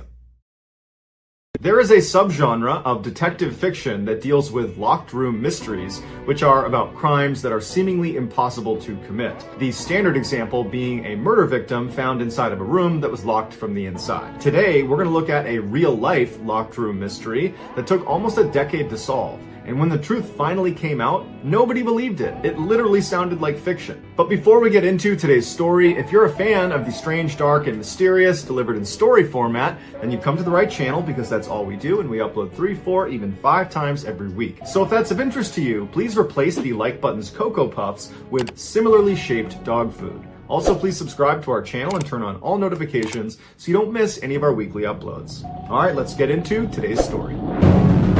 1922, shots rang out from inside a stately Victorian home in Beverly Hills where Dolly and Fred Ostrich lived. Neighbors called police right away, and when officers stepped into the front door, they saw the entire house was trashed. On the floor in the living room was Fred, who had been shot to death, and next to him were 3 .25 caliber shell casings. With weapons drawn, the police cleared the entire first floor. There was no one down there. They heard screaming coming from upstairs, and so they run up the stairs, and they get up there, and no one's upstairs. And then they heard the the screaming again, and they realized it was coming from inside of a closet in the master bedroom. And so as the police are clearing the second floor, they yell out to this woman and they say, "Who are you? What are you doing in the closet?" And she yells back, "I'm Dolly. I'm okay, but I'm trapped." And so after the police finish clearing the upstairs and they're sure it's safe, they go over to the closet door and they do try the handle. It's locked. They ask her, "Do you know where the key is?" And she says no. And so before they start trying to break the door down, they did a quick search of the upstairs to see if maybe they could find the key to the closet. And sure enough, across the hall in another bedroom, they found it on the ground. And so they took the key back, they opened the door up, and out came Dolly. She was okay, but obviously very frantic and panicked. And they asked her, what happened? And she told them a very abrupt and chaotic story. She said she had been hanging clothes inside of this big walk-in closet, and her back was to the door when she heard a fight break out on the first floor. And before she could even turn around to go investigate, she said the closet door was swinging shut, and then she heard it lock from the outside, and she didn't get to see who it was that shut the door. The whole thing was a bit of a head scratcher for police, because they're thinking, okay, well, was it one person that attacked Fred downstairs and then ran upstairs and shut and locked the door immediately afterwards before Dolly could come out and see? Or was there two people, one person downstairs attacking and one person upstairs shutting and locking the door? Or was it more than two people? And despite the house being totally ransacked and there being lots of valuable stuff in their house, Dolly said the only thing she could tell was missing was the diamond-encrusted wristwatch that Fred always wore. It was not on his wrist when they discovered his body. And why, detectives wondered, were these burglars or this burglar carrying a .25 caliber weapon? Something that small was more likely to be found in a woman's purse than in a home invasion. When police spoke to neighbors, they were quick to say Fred and Dolly fought all the time, and earlier that night they had gotten into a really bad one. But as much as police wanted to point the finger at Dolly, it was just impossible for her to have committed this crime, because how could she have murdered Fred and then ran upstairs and locked herself in the closet from the outside and then also somehow deposited that key across the hall in another room? It just didn't make any sense. But since the police had little else to go on, they dug into the new widow's past. Dolly was born in Germany in 1880, and following a move to Milwaukee, Wisconsin just before the turn of the century, she married Fred, who was 3 years older than her. Fred was driven and successful, but he was also a raging alcoholic and prone to violence. And so as Fred built up his textile empire, opening up factory after factory all across the Midwest, their marriage grew strained. He was mean and she was lonely. When they moved from Milwaukee to Southern California in 1918, their new neighbors immediately were aware of the fact that Dolly and Fred fought loudly and often, and they frequently bickered in public. Police looked high and low to see if Dolly had maybe taken a lover, but no one had ever seen her with anyone but Fred. And so while they might be miserable, they seemed to be faithful. And so try as they might, the police could find no clues that suggested anything darker or more dangerous than a petty and meaningless marriage. The case hung open, and suspicion continued to trail Dolly, even though it was physically impossible for her to have committed the crime. Now free from her unhappy marriage, Dolly moved into a new home in Los Angeles, and she took up with her estate lawyer, Herman Shapiro, who was handling her husband's $1 million estate. But just like her late husband, her new boyfriend, Shapiro, worked long hours, and he was not around much, so she was lonely all over again. So she went out and got another boyfriend, a guy by the name of Roy Klum, and she began seeing the men at the same time. A year after Fred's death, Captain Herman Klein of the Beverly Hills Police Department dropped by Dolly's estate lawyer/boyfriend's office. Detectives were still suspicious of Dolly, even though the case still made no sense. And so Captain Klein goes into Shapiro's office, and wouldn't you know it, sitting on the desk is this beautiful diamond-encrusted wristwatch that looks an awful lot like the watch Dolly claimed was the one thing stolen from her house on the night of her husband's murder. When the captain asked Shapiro how he got this watch, Shapiro told him that Dolly had given it to him as a gift, but I know where you're going with this because I thought the same thing too. I know about the missing diamond watch on the night of the murder. I asked Dolly about it when she gave it to me, and she told me that that was actually a mistake. The watch was never missing, and she later on found it tucked underneath a sofa cushion in the living room. The captain was not buying this, and so as soon as he left Shapiro's office, he immediately confronted Dolly about the watch, and Dolly said, you know what, that's right. I did find the watch, but I didn't think it was that important, so I didn't tell you guys. The captain couldn't believe what he was hearing. And shortly after, the newspapers found out about this new twist in this totally bizarre case, and they went wild with it, putting all the heat back on Dolly. Spooked by the headlines, Dolly's second boyfriend, Roy Klum, came forward to the police and said, "I have a confession to make. Dolly made me hide one of her .25 caliber pistols, and I threw it in the La Brea tar pits." And then before police could even go get that gun, one of Dolly's neighbors came forward and said, "Yeah, I got a confession to make.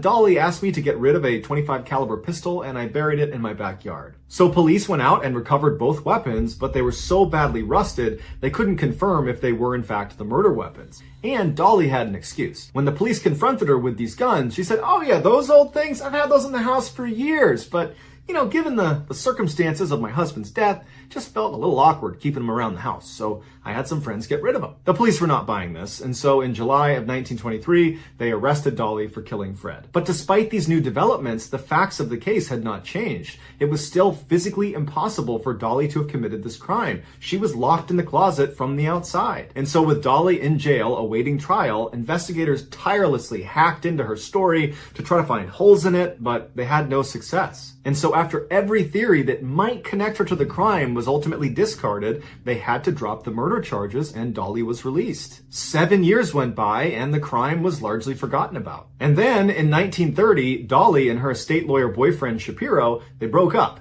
And Shapiro immediately called the police and said, "You know what? I haven't been entirely truthful. I know a lot more about what happened to Fred than I've let on, and in fact, I have someone in the office with me right now that can tell you the whole story." Investigators flew to Shapiro's office, they go through the doors, and sitting inside is a man they never knew existed. His name was Otto Sandhuber. He was a quiet, small sewing machine repairman / aspiring dime store fiction writer. And the story he would tell them would be more bizarre and lurid than any investigator could have imagined.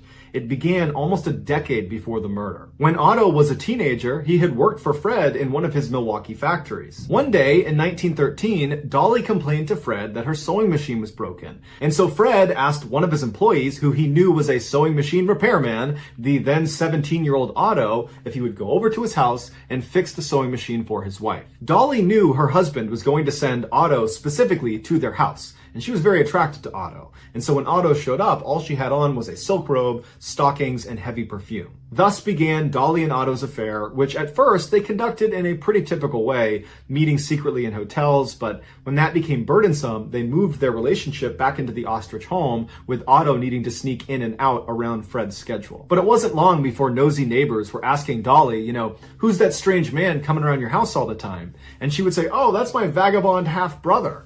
But Dolly and Otto knew they couldn't continue in this way. But instead of breaking it off or returning to secret hotel liaisons, Dolly decided that Otto should take up residence in the ostrich home in a secret hideaway in the attic. That way no one would see him coming or going. Otto, who had no family to miss him, quit his job at the factory, moved into the secret room, and then never left. Pretty quickly, Otto and Dolly fell into a routine where when Fred would leave for work for the day, Otto would come downstairs, they'd spend time together, and then Otto would clean the house and then make bathtub gin. Before Fred came home, Otto would sneak back upstairs to write pulp stories about lust and adventure, and he would read newspapers and magazines by candlelight. Around this time, Fred started complaining to Dolly about strange noises in the house. He also started to notice they were running through food a lot faster than normal, and a couple times he thought he was short a cigar. But no matter how much Fred complained, Dolly was always able to convince him that everything he was hearing and seeing was in his head. And so over the next 5 years, they would live in 4 homes in Milwaukee, and always these strange sounds and oddities about the house would follow them,